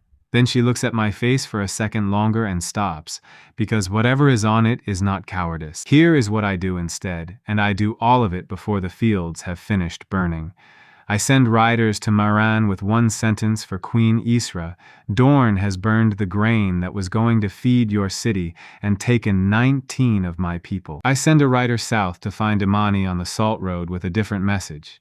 Come back and bring every settlement leader who will ride with you. And I send Kala out with 60 of her best, not east after the raiders, but north to the deep sand to find the track they came in on and to follow it back the other way, because a route that gets 200 men across dead ground in the dark is a route that goes both ways. Then I sit down with the ledgers and I count what I have lost, because I do not get to be angry until I know the number. 900 acres, 2,200 tons of grain that will never exist, 3 dead on the boundary, 19 taken, 140 days of food reduced to about 50. 50 days, 2,400 people. That is the whole situation in one line, and no amount of green grass changes it. The iron well is 4 days east, and Dorn is not going to negotiate because a man who burns a field to take hostages has already decided what the hostages are worth. Kasser rides in under the green branch on the 3rd day with the price, and it is exactly what I expect and worse. His king will return the 19 in exchange for the following. The green becomes a holding of the iron well. All water rights pass to Dorn. The Marin contract is broken. Kala and the Ashbourne are handed over for execution. And I go to the iron well personally and stay there as an honored guest for as long as the arrangement lasts, which is a very polite way of saying in a room with a lock on it. I ask Kasser one question. Are they alive? He says yes. I ask him if he has seen them himself, and he pauses for a quarter of a second before he says yes, and I know from that pause that he has, and that it was bad enough to make a professional liar hesitate. I tell him he will have my answer in 2 days. He rides out. Kala comes back that night from the deep sand, and she is filthy and hollow-eyed, and she has the whole thing. There is a hard crust route, she says. Old road under the sand, buried, running from the north edge of the iron well across the deep quarter, wide enough for men on foot, not wagons. Nobody uses it because it has no water on it. She lays it out with stones on the floor of my shelter, and I look at it for a long time. Then Imani arrives with 14 settlement leaders from the Salt Road, and Vash arrives from Maran with 1,100 infantry and the Queen's own answer written in her own hand. The letter says 4 words: burn his wells dry. We sit down, all of us, in a burned field that still smells of smoke, and we plan the first real war of my life. The iron well is a fortress mine. It sits on a rock shelf with a curtain wall and 1 gate, and it holds 2,000 fighting men, and everybody agrees you cannot take it by assault. You do not have to take it, Imani says quietly. It is called the Iron Well for a reason. Everything in it drinks from 1 shaft. The whole city, the mine, the animals, all of it. 1 shaft. Kala says the shaft is inside the walls, which is true, and that we cannot reach it, which is also true. Then Adi speaks up from the back, because she grew up there, and she has been standing at that meeting for an hour without saying a word. The shaft is inside, she says. The pump house is not. They put the winding gear and the mule ring outside the north face on the shelf, because there was no room inside, and my father worked there for 9 years. Everybody looks at her. You cannot take their water, she says, but you can take their machine, and without the machine, 2,000 men are pulling water up 400 feet in buckets by hand. Vash starts laughing. It is not a nice laugh. He says that a city that has to hand haul from 400 feet can water men or animals but not both, and that inside of 6 days they will be killing their own mules. So we build the plan around Adi's pump house and Kala's buried road, and it takes 4 days, and it is the best work I have ever been part of. Vash brings his 1,100 up the Salt Road in the open, slow, loud, with drums in full view, and camps 2 kilometers from the gate, like a man beginning a siege that will take a year. Every eye in the iron well goes to him, because that is what 1,100 men in the open are for. Kala takes 300 Ashbourne along the buried road across the deep quarter, carrying nothing but water and rope, 4 nights of walking, and comes out on the rock shelf north of the city where nobody has ever come out. And I go with her, because it is my war, and because Ati has to guide us, and I am not sending Ati into that place without me. We take the pump house at dawn on the 5th day. There are 11 guards on it. It is over in 90 seconds, and callous people do not lose anybody. Then Bako's crews go to work, and this is the part I am strangely proud of. We do not burn it. We take it apart. We unbolt the winding gear, cut the drive shaft, pull the great wheel off its bearings, and drag every piece of it 2 kilometers out onto the shelf, and we leave it sitting there in the open sand, where the whole city can see it from the wall. Then we sit down beside it with 300 bows and wait. Dorn sends 400 men out of the North Sallyport to take it back at noon. They have to cross 2 kilometers of open shelf in daylight against Ashbourne archers who have been shooting from horseback since they were 9. They lose 160 men and get halfway. Then they go back inside and shut the port. On the 2nd day they try at night. That works better and it gets ugly, and we lose 19 people holding a pile of scrap iron in the dark. We hold it. On the 4th day, the smoke over the city changes color, because they have started boiling seawater brine from the salt pans for the mules, and mules will not drink it, and the mules start dying. On the 6th day, the gate opens, and King Dorn of the Iron Well comes out under a green branch with Kasser and 40 men. He is not what I expected. He is about 50, dried out, with a soldier's shoulders and a fanatic's eyes, and he does not look like a man who has lost. He looks like a man who is annoyed. He offers terms. I let him talk for a full minute, and then I stop him and lay out mine, and I lay them out in front of his own 40 men on purpose, because I learned something from Hask about where a debt has to be paid. Return all 19 alive, pay 2,200 tons of grain matching what you burned from your own stores delivered to the Green. Sign iron rights to the Green and to Moran jointly for 9 years. Withdraw every soldier from the Salt Road, and I keep your pump for 1 year as a deposit. Dorn says he will not sign iron away to a peasant. So I tell him about the water, and I do it quietly, and it is the most frightening thing I have ever said out loud. I have the only living spring in this half of the world. You have a hole in the ground with no machine on it. I can wait a year. Ask your mules to wait a week. He signs. They bring the 19 out through the gate at sunset, and I count them as they come, all alive. Some of them cannot walk. 2 of the women have been beaten badly, and 1 of the men has lost fingers. Pip comes out last, walking on her own, filthy, with her chin up, holding the hand of one of the older women like she is the one doing the escorting. She sees me and she does not run. She walks the whole way, all the way across that shelf, and then she stops in front of me and says, in a voice like gravel, I did not cry. I pick her up and I do not say anything for quite a long time, and 300 Ashbourne raiders stand there and let me have the moment without one single word. We take Dorn's grain and Dorn's iron and Dorn's signature home, and we bring 19 people back into a settlement that has been standing at the north wall watching the horizon for 11 days. Sella is on the wall on a crutch with the thigh wound still packed. She has been on that wall every evening since I left. She sees Pip come through the gate and her legs go, and Adi catches her. That night, when it is quiet, and Pip is asleep between us with her fist wrapped in her sister's sleeve exactly the way she used to, Selah puts her forehead against mine and does not say a single word. The land moves at midnight while nobody is watching. 2 kilometers out along the north edge, quiet as a tide. Nobody celebrates it. Nobody paces it out until the morning. It is the first time the Green has ever grown in silence, and honestly, I think that 1 was the most expensive kilometer of the entire war. The storm season starts 9 days later, and it teaches me more about this world than the entire war did. For 11 days, the wind comes out of the north at a speed that will strip skin off a knuckle, and it carries the ash sea with it, and it throws the desert at my boundary the way a man throws a bucket at a wall. We lose 400 meters of edge on the north face in 1 night. Grass buried, saplings snapped, the north channel filled solid with drift. Selah does not panic because Selah never panics about water. She only panics about people.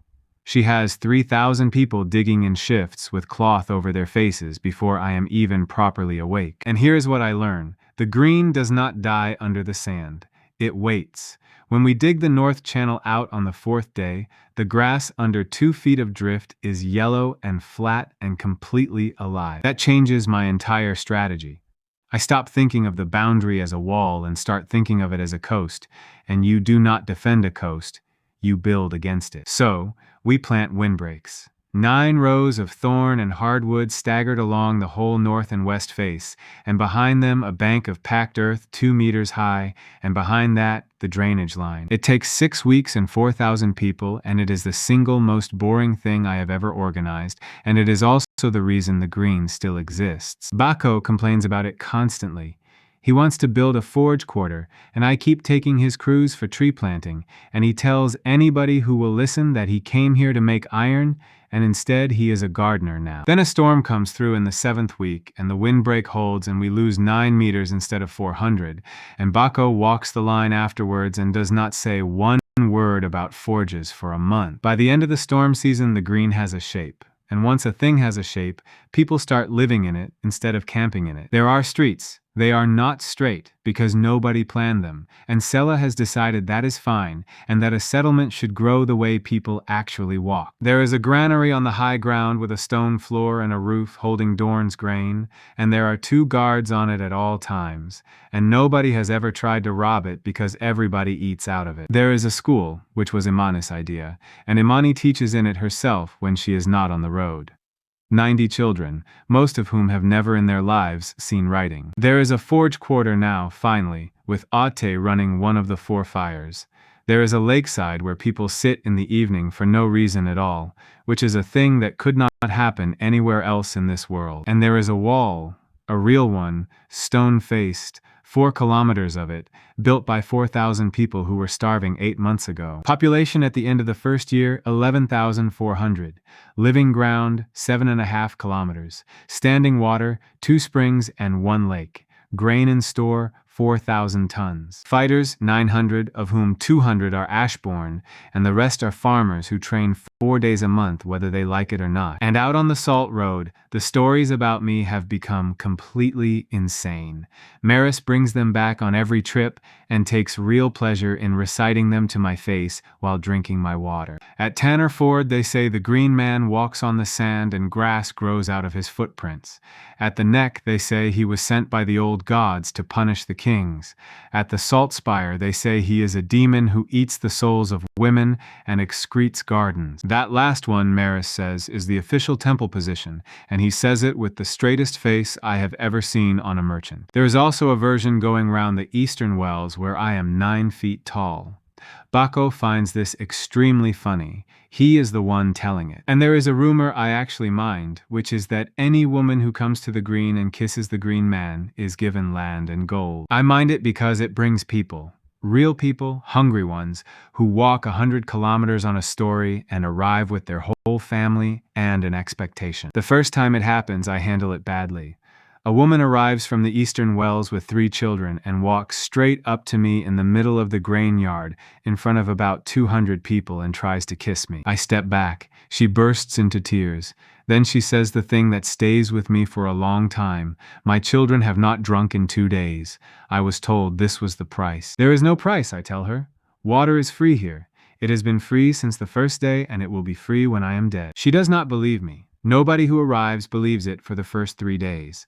That is what 11 years of buying water at 1 silver a skin does to a person. So we build the thing that fixes it, and I think it is the best building in the green. It is a long stone trough at the gate, roofed, running with spring water, day and night, with no guard and no queue, and no cup that has to be handed to you by anybody. Anybody can drink from it. Anybody at all, including people who have come to rob us. And that has happened, and they drank first and robbed us afterwards, and it still turned out to be a good policy. Sela names it the free water. Within a month, everybody on the Salt Road knows those 2 words, and the temple can preach whatever it likes about demons, because a man who has drunk his fill at my gate is not listening to sermons. Kala and I fall into a routine that year, and it takes me an embarrassingly long time to notice what it is. Every morning before light, she rides the perimeter, and about 3 days in 4 I ride it with her, because it is the only hour of the day when nobody can get to me with a question about grain. She teaches me to shoot. I am terrible for 6 months and then merely bad, and she takes an interest in my failure that I would describe as personal. She teaches me how to read ground, where a column would camp, where a scout would sit, why the ridge 2 kilometers north is worth more than 100 men. She has forgotten more about this desert than the queen's whole staff ever knew. And she talks.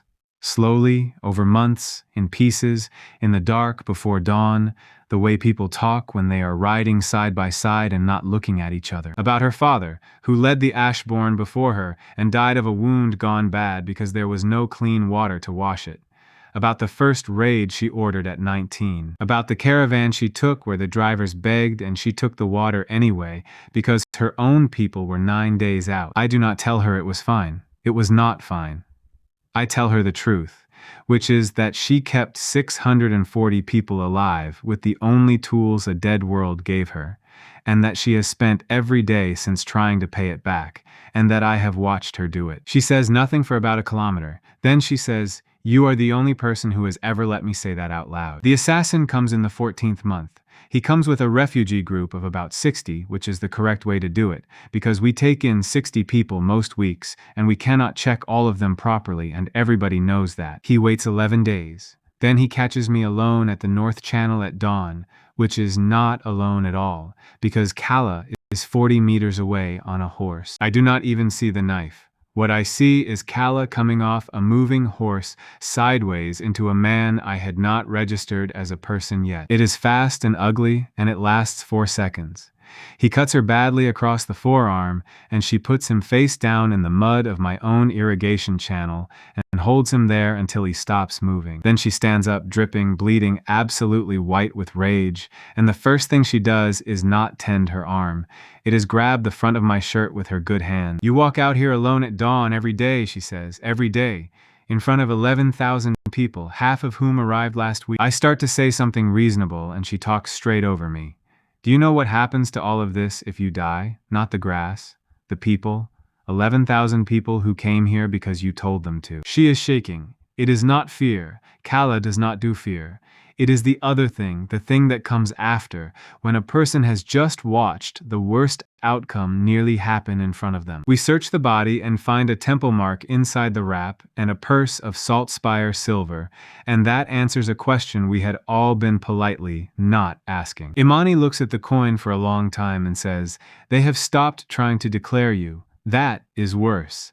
That means somebody senior has decided that arguing with a wheat field is not working." I put Kala's arm in Bako's hands and stand there while he stitches it, and she does not make a sound, and afterwards she walks out onto the north bank on her own and sits down and looks at the gray. I sit down next to her. We stay there for a long time without talking, which is a thing we are both good at. Then she says, "I have been thinking about how to say this for 4 months and every version is stupid, so I am going to do the stupidest one." And she kisses me. The ground moves before I have properly understood what is happening. It goes north, out across the sand, across the ridge she taught me to value, out past the windbreaks and away. 2.5 kilometers. It takes in the whole North Ridge and the hard shelf behind it, which is the exact piece of ground she has been telling me for a year that we need. She looks at what she has just done to the map of my defenses and starts laughing, and it goes on for a while and gets slightly unhinged at the end, and then she wipes her face with her bandaged arm. 6 years I could not hold a hill, she says. 6 years, and now I have taken the North Ridge by kissing a farmer. Then she gets serious and says the thing I have been dreading since the day the Queen kissed me in a tent. What does Sela say? So I go and I have that conversation, because I promised myself at the very beginning that I would never let this become a thing that happens to people behind their backs. It is not a comfortable conversation. Sela is quiet for a long time and then asks 2 questions, and they are both practical, because that is who she is. The first is whether I am going to lie to her, ever, about any of it. I tell her no. The second is harder. She asks whether the ground will one day make her feel like a smaller number. And that one I have to sit with, because the gift does put a number on it. That is the ugly truth of this whole thing, and pretending otherwise would be a lie of exactly the kind I just promised not to tell. So I tell her the real answer. The land measures how much somebody loves me. It does not measure a thing about how much I need them, and there is no instrument anywhere in this world for that, and if there were, it would read your name across the whole sky. She thinks about it. Then she says, "That was almost good. Work on it." Then she says the thing that actually ends it. She has watched Kala for a year. She has seen her come off a horse into a knife. I would rather she loved you, Sela says, than that we all pretended she did not. And one day she had to choose between me and my sister's life. I ask her if she is sure. She says no. She says she is not sure of anything, and neither am I, and neither is Kala, and that we are 3 adults running a country of 11,000 people in a dead world. And we will just have to be honest and unhappy sometimes like everybody else. Then she goes back to the water lists, because there is a shipment due, and that is the most Sela sentence in the world. 10 kilometers of living ground, that is where we stand at the start of the 2nd year. And 10 kilometers is enough to be a target, because the Salt Temple finally stops sending priests and starts sending soldiers. They call them the Salt Blades, and there are 900 of them, and they arrive at the end of the dry month. They are the first professional religious army I have ever seen, and they are frightening in a way Dorn's men were not. They march in silence. They do not loot on the road. They come with their own water in sealed jars, and they will not drink from anybody else's hand. Their commander sends no herald and offers no terms. He deploys across my east approach in 3 blocks and starts building a ramp toward the wall on the first afternoon. We have 1,200 fighters now and a stone wall and a lake, and Vash has left us 200 Marin regulars as a standing garrison, which the queen did without being asked and never mentioned once. The siege lasts 9 days. I am not going to pretend it is clever. It is 9 days of standing on a wall while people try to get over it, and there is nothing about it that makes a good story. What matters happens on the 6th night, when Kala takes 400 out of the south gate in the dark and does what the Ashborn actually do, which is not fight armies but eat them from behind. She burns their water train, all of it, every sealed jar in the camp. And in the morning, we learn the thing that changes everything, because Kala brings back 11 jars she did not burn, and they are not clay. They are glass, heavy green glass, sealed with white wax, stamped with a mark none of us have ever seen, and the water inside them is cold. Not cool, cold. Cold like a spring at 400 feet in a jar that has been sitting in a desert camp for 2 weeks under a white sky. Imani turns one over in her hands and goes very still, and then she says, "This is the king's water. The temple gets 900,000 skins a year, and it does not carry them in glass. This is something else. This is the good stock." I open one. The smell coming off it is like standing at the mouth of a cave. And when I pour a little into my palm, the ground under it goes dark and stays dark far longer than it should. Bako says what everybody is thinking. Where does a man get cold water in the middle of a desert? Underground, I say. A long way underground. And moving, because still water goes flat, and this has not. We have all been assuming the Salt King is hoarding water. Standing there with a glass jar in my hand, I stop believing that. You do not hoard a river. You damn it.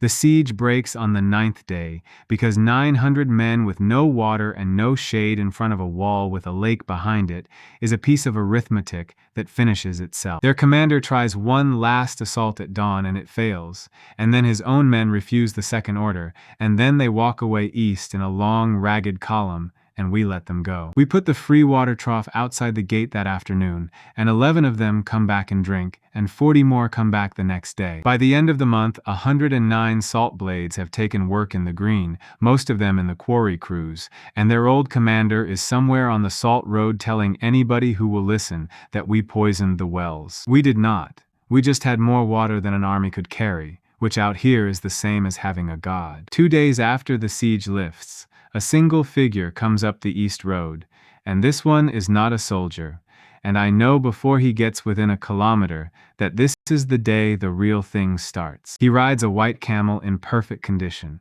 He is wearing white so clean it hurts to look at. He is very old, and he sits absolutely straight, and he has 4 full skins hanging from his saddle, and out here nobody rides with 4 full skins. He stops at my gate. He looks at the free water trough for a long moment, with something that is almost amusement, and then he says, in a dry, pleasant voice, "Tell your farmer that the King of Salt has sent his steward, and that he would like to discuss the matter of theft. I meet the steward in the open, at the gate, in front of about 400 people, because I have made it a rule that nobody powerful gets to talk to me in a tent. He gets down off the white camel with the ease of a man who is not tired. Up close, he is even older than I thought, with a face like folded paper and eyes that are perfectly clear. He introduces himself as the steward and does not give a name. Then he looks past me at the wheat and the lake and the streets and the 11,000 people, and he sighs like a man finding weeds in a garden bed. My master would like to know when you intend to stop, he says. I tell him I do not intend to stop. He nods as if I have confirmed something tedious. Then he explains the situation to me the way a clerk explains a rule, and every word of it goes into me like a nail. The world is a closed vessel, he says. There is exactly as much water in it now as there was before the drought, and not one drop more.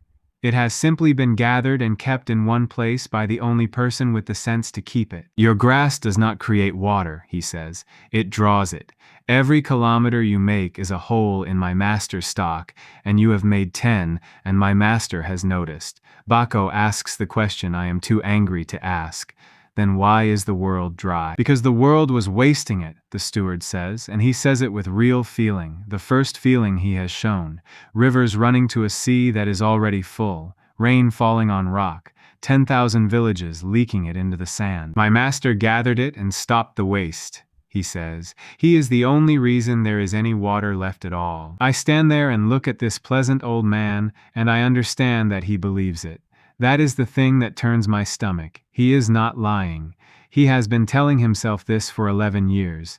Then he makes the offer, and it is a good one, and that is what makes it dangerous. Stop at 10 kilometers. Take no more. In exchange, the Salt King will deliver 40,000 skins a year to the green at no price forever.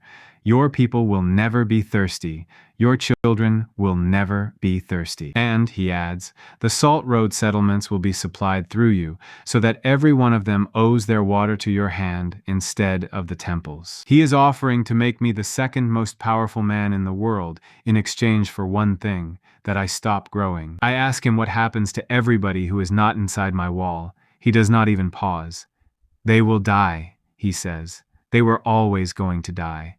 There has not been enough for all of them since before you were born, and there is a mercy in ending it quickly, rather than pretending. I ask him how many. He says roughly 2 million, and he says it the way you would report a harvest figure. Everybody in the crowd behind me hears it. That is the thing he does not understand about talking to me at a gate instead of in a tent. I turn the offer down. I do it politely, because the man is 90 years old and rode here alone, and then I explain why, and I explain it to the 400 people as much as to him. The gift I have does not work on people I am willing to let die, I say. It runs on somebody choosing me. Nobody chooses a man who took a deal like that, so your master is offering me the one bargain that would actually break the machine. He considers this for a long moment.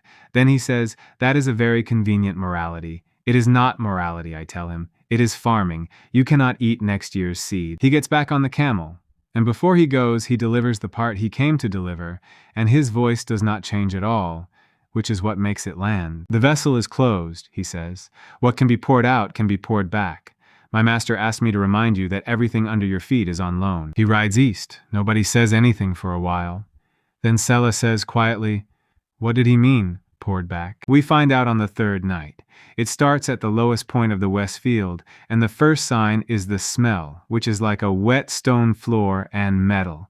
Then the ground starts to weep. Water comes up out of my own soil, and it is white, and it burns the roots off everything it touches within about an hour. Salt, not sprinkled on the surface, pushed up from below, out of the deep ground, in a slow rising sheet across 400 acres of my best land. By dawn, the west field is a white crust with dead wheat standing in it, and the crust is spreading at the speed of a walking child, and there is nothing to fight with because there is nothing to hit. I have never been so frightened in my life, including with a knife at my ear. The engineers save us, and they save us because of a thing one of them says at about noon while everybody else is shouting. Her name is Nessa, and she is the senior Marin groundwater engineer, and she is about 60, and she has not slept in 2 days. It is not magic, she says. It is a water table. Something has raised the salt table under this valley and it is coming up because it has somewhere to come up to. If we give it somewhere better, it will go there instead. So we dig. 4,000 people, 26 hours, no shifts, no stopping. We cut a relief trench 3 meters deep along the whole western low line, and we cut sumps at the bottom of it, and we pump. The salt water goes into the trench because the trench is lower, and it sits there, and it stops climbing into my field, and by the second evening, the crust has stopped moving. We lose 400 acres. We save 9,000. Nessa sits down on the edge of her own trench with her boots in salt water and cries with pure exhaustion, and about 200 people applaud a 60-year-old woman who could not lift a spade at the end. But standing on that white field the next morning, I understand exactly what has just been demonstrated to me. He can reach me.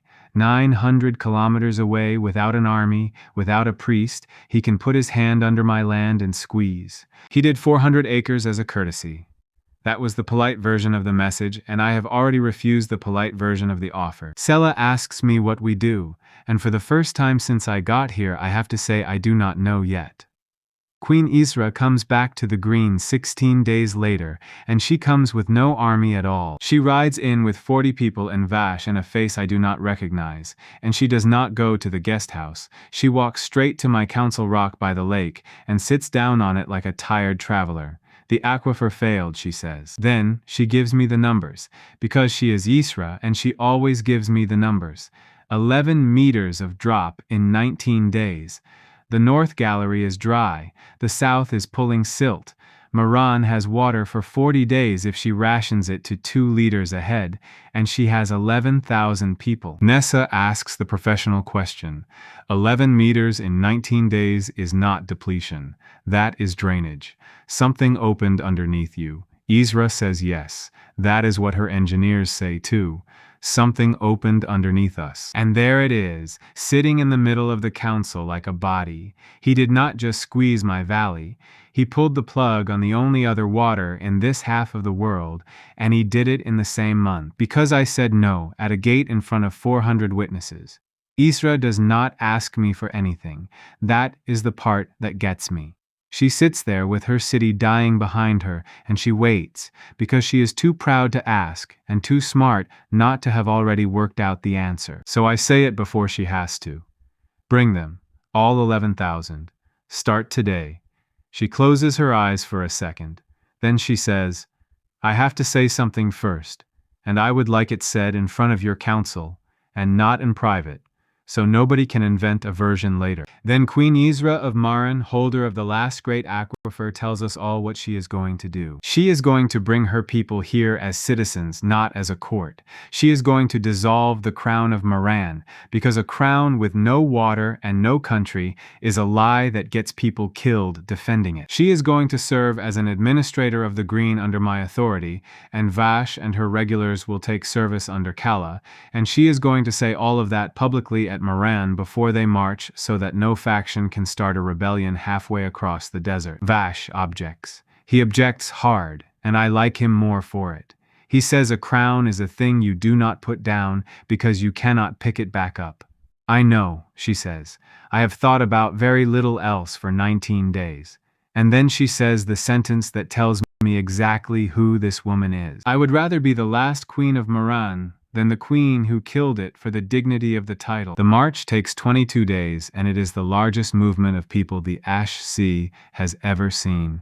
11,000 from Maran, plus everything they can carry, plus 400 wagons, plus every animal that can walk. We meet them at the halfway point with water carts because there is no possible way they make it otherwise. Kala runs the relay with 300 riders, and they run it day and night, and they lose 940 animals and 106 people over those 22 days. 106. I have the list. I read all of it, and I know that a man who reads a list like that is not doing it for the dead, he is doing it for himself, and I read it anyway. The Green takes in 11,000 people in 3 weeks. Population, 23,000. It is chaos. It is tense in the wheat stubble and queues at every trough, and 1,100 people sick within a fortnight from bad water discipline in the new camps. Sela does not sleep properly for a month. She builds the whole system from nothing, 9 water districts, each with a named keeper, latrines dug before shelters, which is a fight she wins by simply refusing to release water to any district that has not dug them. Isra takes the grain, and a woman who has managed a dying city for 11 years turns very good indeed at rationing. Between the two of them, 23,000 people eat every day. Not well. Barley porridge and lentils and a little dried meat, and everybody thinner by the end of it, and nobody starving. I mostly carry things and sign things and stand where people can see me, which is the actual job of a leader in a crisis, and nobody tells you that beforehand. And in the middle of all that, on a night about 6 weeks in, Isra finds me at the North Bank at 2 in the morning, where I have gone to be alone for 1 hour. She sits down beside me on the earth bank in a plain worker's coat with grain dust on it and says nothing for a while, which is a skill I have come to appreciate in her. Then she says, "I want to tell you what I have understood, and then I am going to go back to the granary, because there is a count at dawn." She says it slowly, like somebody reading their own accounts. She says that for 11 years she governed a slow death and told herself it was duty, that she was proud and careful and correct, and that every year the number went down and she managed the decline beautifully, and that she came here to inspect a resource and found a canal worker who gave away free water at his own gate to people who might rob him, and that it worked, and that everything she believed about how people behave when they are dying turned out to be wrong. "I did not put down the crown for you," she says.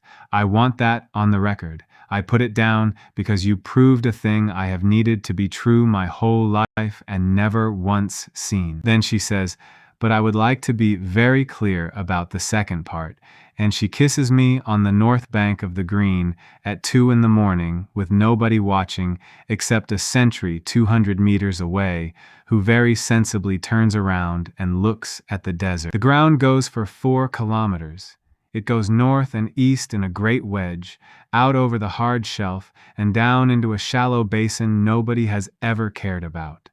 And when the sun comes up, there is a valley out there full of trees that were not there yesterday. Isra stands looking at it with her hands over her mouth. Then she starts laughing, and then she stops laughing very abruptly and says, "Oh no." I ask what. "Because now everyone will know exactly how I feel," she says, "and I am 51 years old. And I have a reputation for being cold." That new basin turns out to hold the 3rd spring, and the 3rd spring is the biggest of all of them, and it is the reason 23,000 people survived the following year. I would like to say I planned that. I planned none of it. I have never planned any of it. The whole strategy of my life out here has been to be worth loving, and then to dig where the water tells me. 14 kilometers of living ground, 23,000 people, 2 harvests a year on the east fields and 3 on the terraces, and a man 900 kilometers north who has just proved he can turn any of it white whenever he chooses. We hold the council that decides the war on the first cool evening of the dry month, and everybody who matters is there. Nessa lays out the ground truth first, because I have learned to always start with the ground. "The salt table under us is still high," she says. "It has not come back down. He is holding it up, the way a man holds a lever, and the day he chooses to lean on it again, we will lose the west half of this valley, and my trench will not save it twice." Imani lays out the second truth. "The temple has broken," she says. "Not bent, broken, the way a shop breaks when nobody believes the price chalked on the shelf anymore. 900 salt blades went out, and 109 came back to work in our quarries, and the settlements are refusing to pay for water, and the Salt Spire has issued 3 declarations in 2 months, which is what an institution does when it is frightened. But the temple was never the enemy," she says. "The temple is a shop. The stockroom is 900 kilometers north, and no one in this room has ever seen it." Kala lays out the third, and hers is the one that stops the room. "I have taken the northern scouts out twice," she says. "Nobody has got further than 200 kilometers into the dead quarter and come back. There is no water on that road. None. No wells, no seeps, no shade. 200 kilometers is where a man on a good camel with 4 skins turns around or dies, and it is 900 to the Salt Throne. You cannot march an army across 700 kilometers of nothing," she says. "It is not courage, it is arithmetic. 20,000 men would need a lake and a half." Everybody looks at the map. It is a good map now, the best in the world probably, with 3 springs and a lake and 14 kilometers of green sitting in the corner of it like a coin on a table. And I look at that map for a long time and then I laugh out loud and everybody turns around, because we have all been thinking about it the wrong way round for 2 years. Every single one of us, including me. We keep asking how to carry enough water across the dead quarter. That is a caravan question. That is a question for people who have to take the desert as they find it. I do not have to take the desert as I find it. I stand up and I put my finger on the map at the north edge of my own boundary and I drag it slowly across 700 kilometers of blank paper to the salt throne. We do not cross it, I say. We grow a road. The room goes completely silent while everybody catches up. 1 kilometer at a time, I say. Springs come up wherever the green comes up. Every time, all 3 of them did. So the road waters itself as it grows. Nessa is already scribbling. Kala is staring at the map with her mouth slightly open. Isra says, very quietly, "Oh, you absolute lunatic." Then Sela says the practical thing because she always says the practical thing, and it lands in the middle of the room like a stone. 700 kilometers, she says. At 1 to 4 kilometers a time. She does not have to finish it. Everybody in the room does the arithmetic at once, and everybody arrives at the same answer, and everybody looks at me and then very carefully does not look at the 4 women sitting at that table. That is a lot of kissing, Bako says into the silence, and Adi hits him with a ledger. The green road takes us 1 year and 7 months, and it very nearly breaks all of us, and not in the ways I expected. Here is how it actually works, because the idea took 9 days and the method took 3 months. Every jump gives a strip of living ground roughly a kilometer across at the widest point, and a spring somewhere in it, and there is no controlling the shape. So the first thing we learn is that the road is not a road. It is a chain of small countries. The engineers go first. Nessa runs the survey and her rule is simple. We only jump toward hard ground because soft sand under a new spring turns into a swamp, and we lost 11 days and 2 lives learning that at the 4th link. Then the well crews arrive and cut the spring properly and line it, so we stop losing half of it to evaporation. Then the road crews build the actual track down the middle, packed and edged, wide enough for 4 wagons abreast, because a road nobody can drive on is a garden. Then the wind crews plant the boundary, 9 rows, exactly the way Sela worked it out in the first year, because every single link of this chain has 2 sides exposed to the whole ash sea. Then the granary. 1 at every second link, stone-floored, roofed, stocked from the green.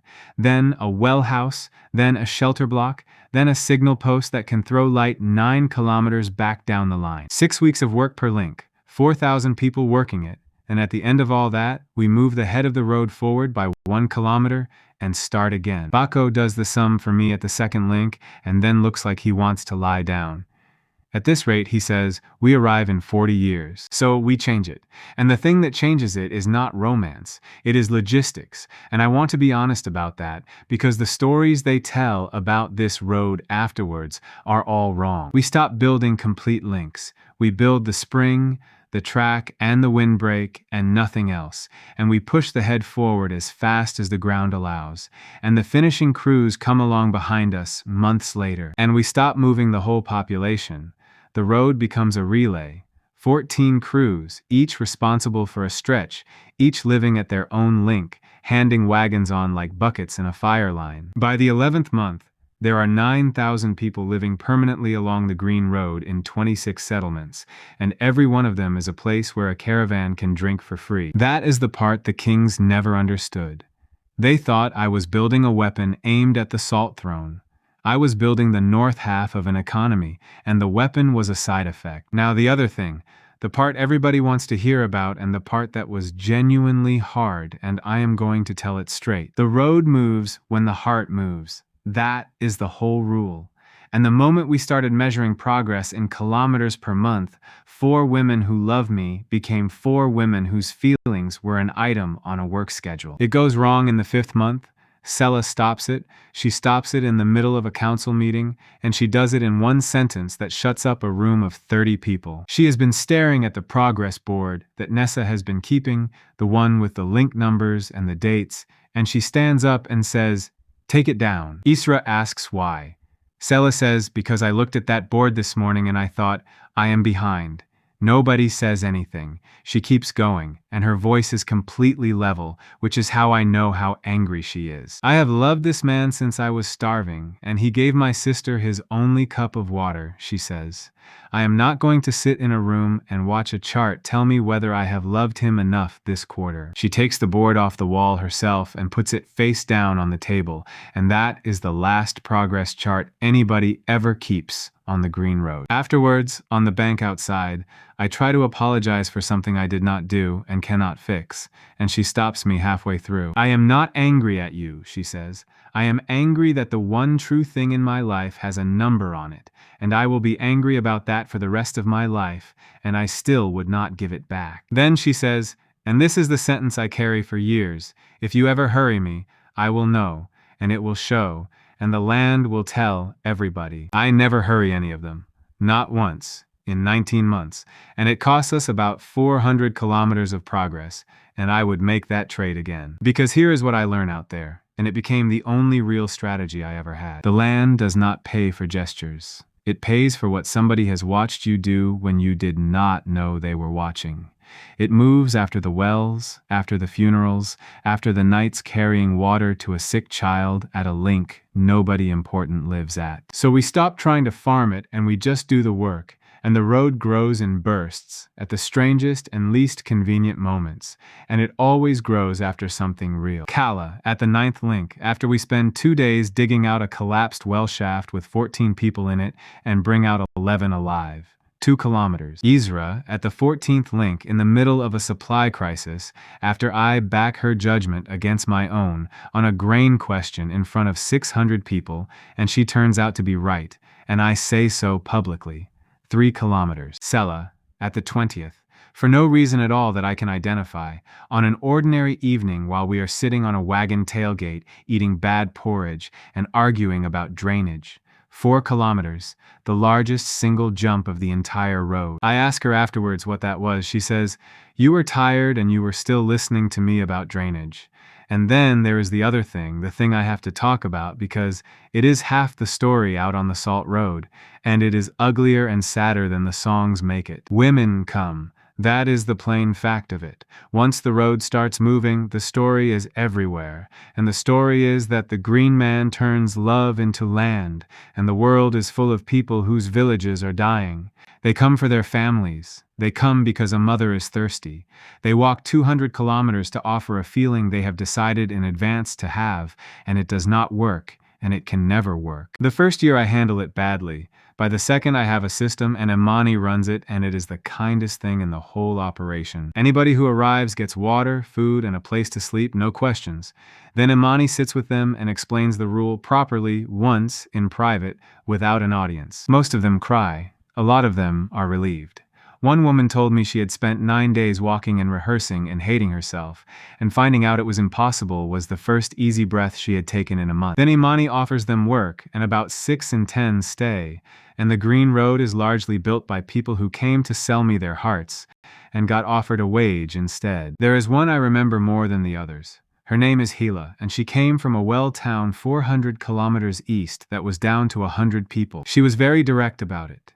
She said, I do not love you, I have never met you, but my town has 11 weeks left, and I will try, and I would like you to try too. I told her no, and I told her why, and I could see her doing the arithmetic on her town's life while I said it. Then I asked her one question, which is the only useful thing I did that day. What does your town actually sit on? Salt flats, she says, nothing but salt flats and old canal cuts. Old canal cuts, 400 kilometers east, that is a riverbed, and rivers do not stop existing, they just go underground and wait. I send Nessa and 11 engineers and a well crew with her. They find water at 90 meters under the 3rd canal cut, and Hela goes home a hero, and her town is now called Hellas Cut, and it has 900 people in it. She has sent me a barrel of dates every year since. I have never taken one for myself. They go to the school. Imani takes the longest of any of them, and she takes it because of what she has to put down first. She spends the first year of the road going back and forth to the settlements as our voice, and every trip she comes back with more of the temple in her pocket. Priests defect. Not many at first, then a lot, and by the 14th month, the Salt Spire has lost its whole eastern district and 3 of its 4 water schools. And on the day the last of them comes over, she brings me something in a cloth and asks me to walk out into the sand with her, away from the link, out where it is only gray. She unwraps a plain white stone about the size of a fist. It is a temple oath stone. Every hand gets one when they are named. You keep it your whole life, and it is buried with you. She tells me what is carved on it. It says, "The desert is a punishment, and I am its hand."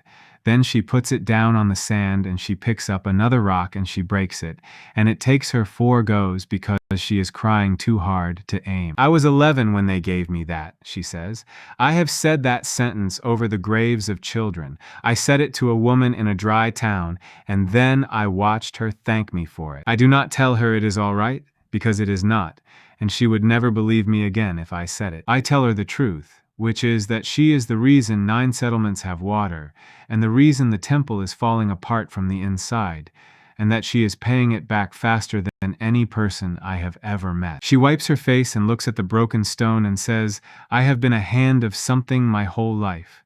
I would like to be a hand of something that is true." Then she kisses me in the middle of the dead sand with no witnesses at all, except a very bored horse. 3 kilometers, and when the grass comes up around us, she looks at it and laughs like a woman who has just put down something heavy, and says, "Well, that is one way to file a resignation." Hask comes back at the 31st link in the 20th month, and I would not have recognized him. He is thin now, burned black. He is riding with the temple column that comes down on the road head at dawn, 400 men, the last serious attempt anybody makes to stop us. He has spent 2 years telling the Salt Spire everything he knows about me, and he is the only man alive who saw the beginning, and that has made him valuable. The attack fails, because attacking the head of the Green Road means attacking 6,000 people who live in a chain of forts with a supply line behind them, and because Kala has been waiting 18 months for somebody to try. We take 160 prisoners. Hask is one of them.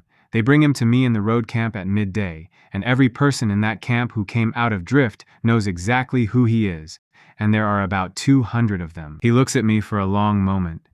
Then he looks around at the granary, the well house, the wagon park, the 6,000 people, and he says in a voice like a cracked pot, "All of this from 1 cup of water." I tell him yes.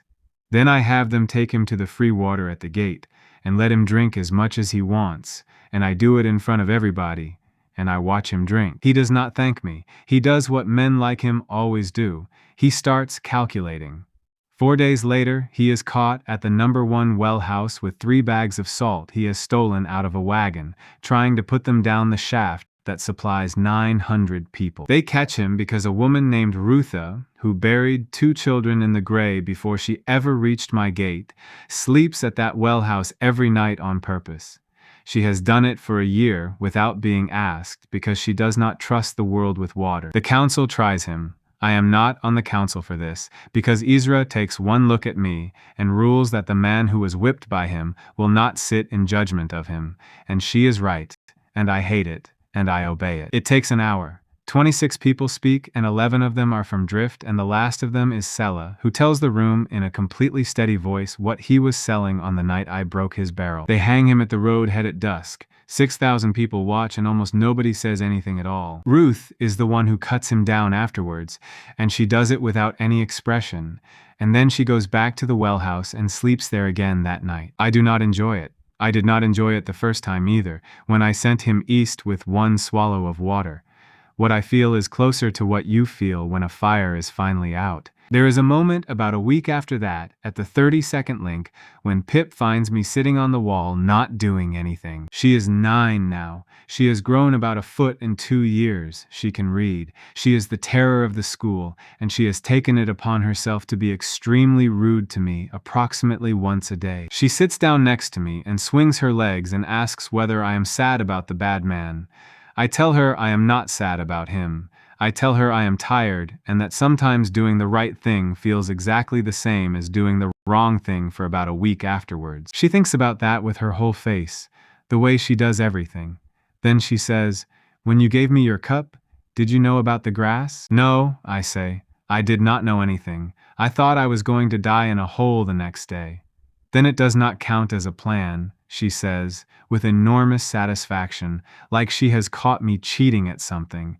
It counts as being nice. Then she runs off to torment Bako, and I sit there on the wall of the 32nd link of the Green Road with an odd feeling in my chest, because a 9-year-old has just described the entire foundation of my empire, and she is completely correct. We reach the 700th kilometer in the 19th month, and the world changes color ahead of us, and everybody on the road stops working to look at it. The dead quarter ends, not in dunes, not in ridges, in a wall of white.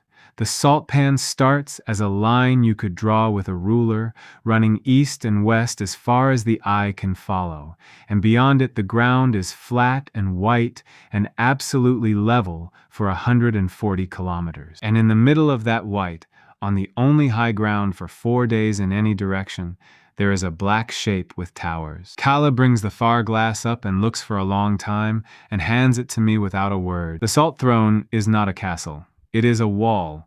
It is a dam 9 kilometers long and about 60 meters high, built across the mouth of a valley between 2 black ridges, and it is holding something back. And behind it, filling that whole valley, blue and flat and quiet under a white sky, there is water. There is more water sitting behind that wall than exists in the rest of this world put together. We sit on the edge of the salt pan for 11 days and do nothing but look at it, because Nessa will not let anybody move until she understands the thing in front of us. She goes out on the white with 6 engineers and a measuring chain at night on foot, 4 nights running, and comes back with a drawing that she pins to the wall of the roadhead. Then she explains what the Salt King actually built, and I listen to it with my mouth open, because it is the greatest work of engineering I have ever seen in either of my lives. The valley behind that wall is 90 kilometers long, she says. It was a river system. 3 rivers came down out of the North Mountains and met here and went south, and south is where every dead river bed in the Ash Sea points. He closed the mouth. 60 meters high, 9 kilometers across, earth core with a stone face on the waterside, and it is the most competent thing I have ever looked at. Bako asks how one man builds that. Nessa says he did not. She has been counting the spoil dumps and the old camps, and she thinks he had 40,000 people out here for the better part of 9 years. Where are they now? Kala asks. Nobody answers that. We all look at the white ground and we all think the same thing, and nobody says it out loud. Then Nessa gets to the part that matters. He is not just holding water, she says. He is collecting it. She has found the intake works on the west shoulder, 9 great tunnels going down into the rock, with a pump house on top of each one, and they are not pushing water in. They are pulling it. He tapped the deep table, she says. Every aquifer in this half of the world drains toward this valley because he opened a road for it underground, and he has been running it for 11 years. That is Moran. That is why the Queen's Aquifer dropped 4 meters a year for a decade and then 11 meters in 19 days when he opened it wider out of spite. And that is what he did to my West Field, Nessa says. He did not send salt. He lifted the table under us by pulling the fresh water out from underneath and letting the brine come up in its place. She puts down the chalk and says the last part quietly. He is not hoarding a lake. He is draining a world into a bucket, and the bucket is nearly full. I ask her the only question I care about. Can we break it? She says yes, and then she says the word that hangs over the next month. Overtopping. An earth dam does not fail like a wall, she says. It fails the moment water goes over the top of it. Water cuts a notch in the crest, the notch takes more water, the notch becomes a channel, and then the whole structure unzips in about 4 hours. So he has a spillway, she says, and she points at the drawing. There, east shoulder, 9 gates. He drops water into the salt pan whenever the reservoir gets high, which is why there is a salt pan at all. The northern snow comes down in the melt month, she says. 3 rivers of it. If those gates are shut when the melt arrives, that reservoir rises about half a meter a day. She looks at me. 6 days over the crest, she says. 9 days to be certain. So the whole war comes down to a stupid, simple thing. We have to take 9 gates on the east shoulder and hold them shut for 9 days. And then we have to be somewhere very high up when it goes. The Salt King asks to meet me before the melt month, and he does it in the most courteous possible way, and that is somehow worse than a threat. The steward rides out onto the white alone with a white flag and 4 full skins and an invitation, and he waits an hour while my council argues about whether it is a trap. I go. Kala comes with me and Imani, because if I am walking into that place, I want the 2 people alive who know the most about him. They take us up onto the dam crest itself, and we walk along the top of 9 kilometers of the greatest structure in the world, with white salt on one side and blue water on the other. The water goes out of sight. There is a wind coming off it. It smells like the mouth of a cave, exactly like the glass jar did, and it is the sound of it that gets me, because I have not heard waves in 2 lifetimes. Kala stops, walking about halfway across. She has spent 31 years in a desert where a full skin is wealth. She stands there and looks at that blue, and her face does something I cannot describe, and I look away to give her the moment. The Salt King is waiting at a stone table on the crest with a jug and 4 cups. He is not what I expected in any way. He is a small man in a plain gray coat, maybe 70, with reading glasses, which are the first pair of reading glasses I have seen in this world. He stands up when we arrive and shakes my hand and says, in an accent I have not heard since I drowned, "It is very good to finally meet another one." I do not say anything for about 5 seconds. He nods like a man who expected that. His name is Elias Vane. He was a dam engineer. He built water systems for 31 years in the world I came from, and he died at 64 in a hospital bed, and he woke up here in a green valley with 3 rivers running through it. He does not do any of it dramatically. He pours the water and sits down and talks like a colleague, and that is the most frightening thing about him. I ask him how long. He says 41 years. 41, and he does not look a day over 70, and he sees me working it out and taps the stone table with 2 fingers. That is the gift, he says. Whatever brought us here gave me one thing. What I build does not fall, and while it stands, neither do I. I have been 69 years old since the day the last stone went in. Then he tells me the story, and I want to hate it and I cannot, and that is the problem. He arrived in a living world. 3 rivers, farms, 9 million people, and a climate that was already turning, and he saw it coming 20 years before anybody else did, because he had spent his whole life reading rainfall records. He went to the kings with the numbers. They laughed at him. He built anyway, with everybody who would follow him, for 9 years. I saved it, he says, every drop. The rivers were running to a dead sea, the aquifers were leaking into rock, and the people were farming as if it would rain forever. I gathered it, and I put a wall around it. And then the drought came, he says, and the world came to my gate, and I discovered the actual problem. He takes off his glasses and cleans them, and he says the thing he has clearly said to himself every day for 11 years. There is not enough. There has never been enough. I ran the numbers 900 times. If I open this wall and let it go, everyone drinks for 11 years. The aquifers fill, the rivers run, and then the climate finishes turning, and every drop of it evaporates, and 9 million people die in 1 generation instead of over 4. I keep it, he says, and I sell it. And I feed 100,000 people who can pay, and in 300 years there will still be water in this world, and there will still be people. I ask him how many have died. He reaches under the table and puts a book on it. It is a ledger. He opens it and turns it round so I can read, and it is a tally by year, by settlement, in a small, neat hand. 2,411,000, he says. I count them, every one of them. Do not imagine I do this comfortably. And that is the whole of him, right there. He is not a monster, and he is not mad. He is a man who did an arithmetic once, and then decided that arithmetic outranks everything, and who has spent 41 years being correct at the top of a wall. Then he makes his offer, and it is the best offer anyone has ever made me. He does not raise his voice for it. He sets it down on the stone table the way a man lays out a good hand of cards. He will open 2 gates a year for the green. He will stop the intake under Moran. He will hand me the whole southern distribution and let me give it away free if I want, and he will train me himself. and when he finally dies, the wall is mine. All I have to do is agree that the wall stands. I sit there on the crest of that dam with a cup of the coldest, cleanest water I have tasted in 2 lifetimes, and I think about it seriously, because a man who does not think about it seriously is not being honest. And then I tell him no, and I tell him exactly why, and it is not a speech. It is the only thing I actually know. Your arithmetic is right, I say. There is not enough water. There was never going to be enough water. That is true. But it stopped being true in my valley 2 years ago, I say, because water is not the only input.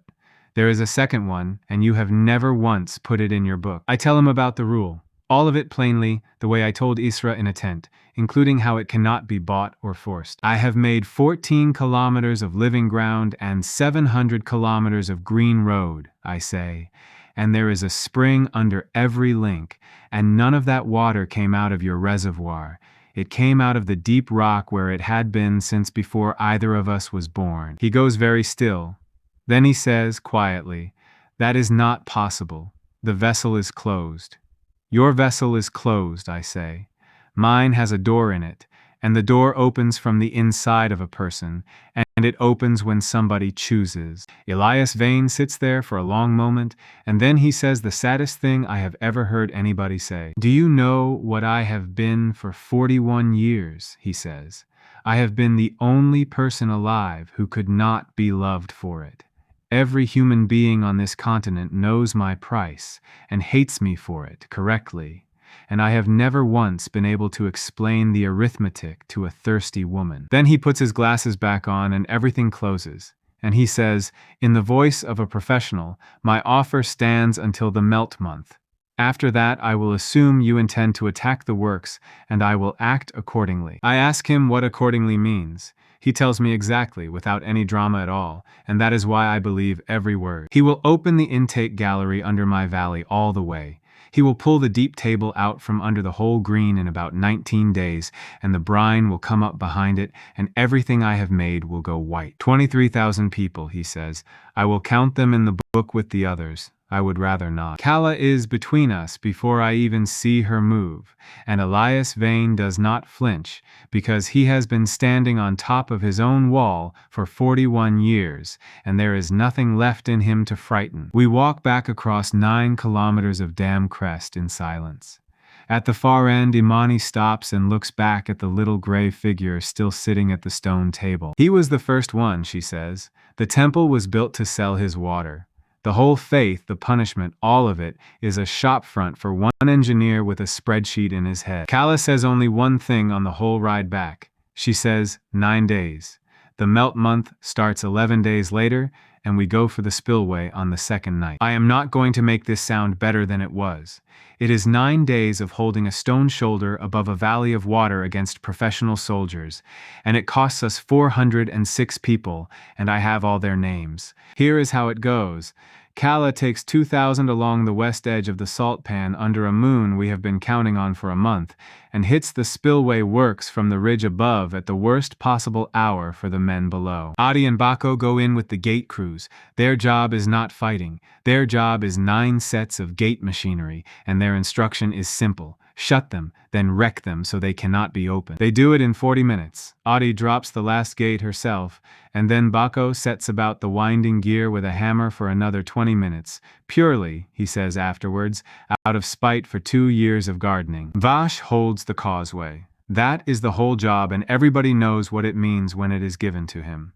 There is one road up onto that east shoulder, and if it falls, we are all swept off it inside an hour. He has 1,100 Marin regulars and 400 of the salt blades who came over to us at the siege, which is a piece of arithmetic nobody could have imagined 2 years ago. They hold it for 9 days. Elias Vane sends everything he has. He has 3,000 household troops, and the temple sends 4,000 more up from the salt spire on the 4th day, and on the 6th day, they come at the causeway 11 times between dawn and dark. The water comes up 0.5 meter a day exactly as Nessa said it would, and on the 5th day it is licking the top of the closed gates, and on the 7th it is over the low parapet and running in a sheet across the east shoulder. On the 8th day it starts going over the crest, not in a wave, In a film, a sheet of water 2 fingers deep sliding over 9 kilometers of dam top, quiet as anything, and Nessa stands there in the rain of it with her hands over her mouth. That is it, she says.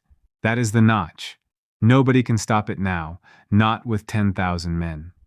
Vash dies on the 9th morning on the causeway, holding a line 11 meters wide against the last assault Vane ever orders. Isra is on the ridge above when it happens. She does not make a sound. She stands there and watches her general go down, and then she turns to the signal post and gives the order to pull everybody back off the works, because that is the job, and she does the job. He kept his queen alive for 19 years, and then he kept 11,000 of her people alive on a road, and he died on a stone causeway above the biggest water in the world. I put his name at the top of the list.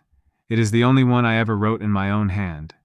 We pull off the works at noon on the 9th day and get everybody 11 kilometers back onto the high ridge, and we sit down on the rocks, 12,000 of us, and we watch. It takes 4 hours, exactly as Nessa said. The notch cuts down through the crest and widens, and the sound arrives before anything visible happens, a low roll that you feel through the rock under your feet. Then a section of the crest, about 200 meters wide, simply is not there anymore. And then the wall opens like a mouth. 9 kilometers of the greatest structure ever built comes apart in the middle, and 90 kilometers of held water goes through the gap, and it goes south, and it is the loudest thing I have ever heard or ever will. The salt pan goes under in under an hour. 140 kilometers of white, gone, brown, and boiling and moving south at the speed of a galloping horse. And it finds the old channels. That is the thing that makes 12,000 people scream at once on that ridge. Because the ancient beds are still down there under the sand, and water remembers, and the flood puts its head down into the dead rivers of this world and follows them home. Straight down the line of the green road, Nessa is shrieking with laughter and crying at the same time and shaking my arm and shouting the things she noticed 9 months ago and never fully believed. The road followed the old rivers. Of course it did. The green always came up where the deep water was closest, every single link, all 700 kilometers of it, because that is where a spring can reach. We did not build a road to the salt throne. We built a channel from it, and we spent 19 months lining it with granaries and windbreaks and 26 towns full of people who are all, right now, standing on their embankments, watching a river arrive. We find Elias Vane the next morning on the surviving stub of his own wall, sitting at the stone table with the jug still on it. Kala goes up with 20 riders expecting a last stand. There is nobody there. The household troops walked away in the night, and the temple column went south along the ridge, and the steward is gone with the white camel. He is alone at the table, and he is not 70 anymore. I do not know how to describe what 41 years look like when they arrive at once. He is very small in the coat. His hands on the stone are the hands of a man of 110, and they are shaking, and he is entirely awake. I sit down opposite him because there is nothing else to do. He looks past me at the gap in his wall and the brown water still pouring through it, and he says, in a thin voice, "The notch went at the east third. I always thought it would go at the west." Then he says, "You held the gates 9 days. I did not think anyone could hold that causeway 3. His name was Vash, I say. He nods slowly and says, "I will put him in the book," and then he actually reaches for the ledger with a hand that cannot hold a pen anymore, and that is the moment I stop being able to hate him. We talk for about an hour. He asks about the springs. He asks technical questions, good ones, about the depth and the recharge, and I answer all of them honestly. Then he says the thing he has clearly been working on since the water went over his crest. "You were right about the second input," he says. "That is my error, and it is a complete one. I balanced a book with one column, and I balanced it perfectly for 41 years. I ask him if he is frightened. He says no. He says he has been the same age for so long that being 110 for an afternoon is the most interesting thing that has happened to him in a decade. Then he pushes the ledger across the table to me and asks me to take it. "Count them," he says. "Not to punish yourself, because somebody in charge of the water has to know the number, and the moment nobody knows the number, it starts again." He dies just after noon, sitting up, looking at the valley emptying out below him.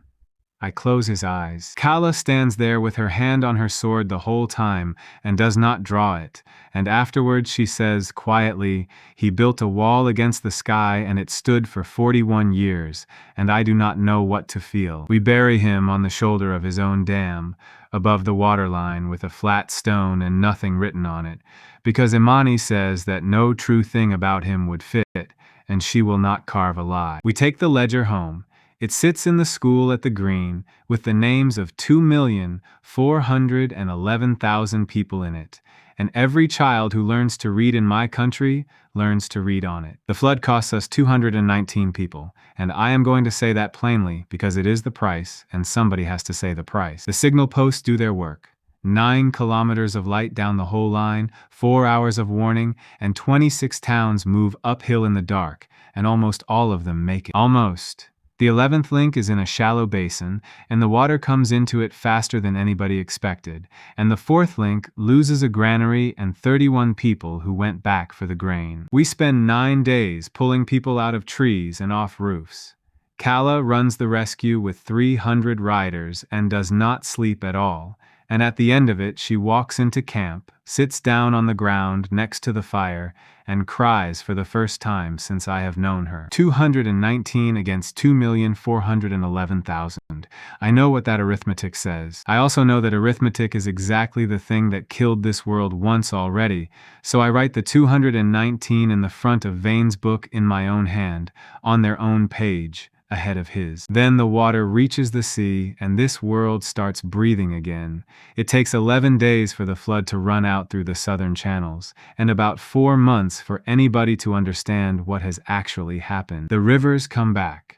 Not all of them and not all at once, but the northern melt has nowhere else to go now, and by the second season there are 3 permanent rivers running south across what used to be the Ash Sea. The aquifer under Moran refills in 1 year, because Nessa and 11 engineers go north with 100 men and open every one of Vane's intake tunnels wide, and let the deep table fill from the top instead of draining from the bottom. Old wells come alive all over the Salt Road. Hala sends word that her cut is running at surface level for the first time in 12 years and that she is going to need a bigger town. And the Green starts to move on its own. That is the part nobody predicted, and it is the best thing that has happened to me in either life. Because the gift never made water. It only ever opened a door for water that was already down there, and for 2 years every kilometer I made was sitting on a deep table that Vane was actively draining out from under me. Now the table is full, and a living kilometer with wet ground under it does what living ground has always done, which is spread. The boundary at the Green starts creeping outward in the second season, 9 meters here, 40 there, wherever the edge crews have held the line and the wind is kind. Sella stands at the west boundary with a measuring line and works it out over a month and comes back with a number that stops the whole council. At this rate, she says, this valley closes the gap to the 4th link on its own in about 11 years, and nobody has to kiss anybody. Bako says that is a great relief to everyone, and Audie hits him with a ledger again, and that is the correct outcome. 3 years after the wall comes down, we do a census, because Isra insists, and because you cannot govern a number you do not have. 211,000 people live along the Green Road and its towns. 14 kilometers of the Green has become 240 of connected living country. 26 towns on the road, 9 of them with stone walls and schools. 410,000 hectares under grain. The iron well pays iron and takes water and has stopped being a kingdom in every way except the sign over the gate. Dorn is dead of a bad chest 2 winters back, and his daughter signs the contracts and honors them, and I have never once had to remind her. Maran is rebuilt on the new river and is not a capital anymore. It is a river port, and it is the 2nd biggest city in the world, and Isra will not go back to it even to visit. The Salt Temple is finished. Imani does not destroy it. She does something much worse to it, which is take its buildings and turn every one of them into a water school, and put its own former priests to work teaching well digging to farmers. She runs 11 of them now. They have taught 4,000 people to sink and line a well, and every one of those people goes home to a town that used to buy water at 1 silver a skin. The law of the green is 9 lines long. Sela wrote most of it, and it is written on the wall of the granary and on the gate of every town on the road. Water is free. Anybody may drink at any trough in the country without asking.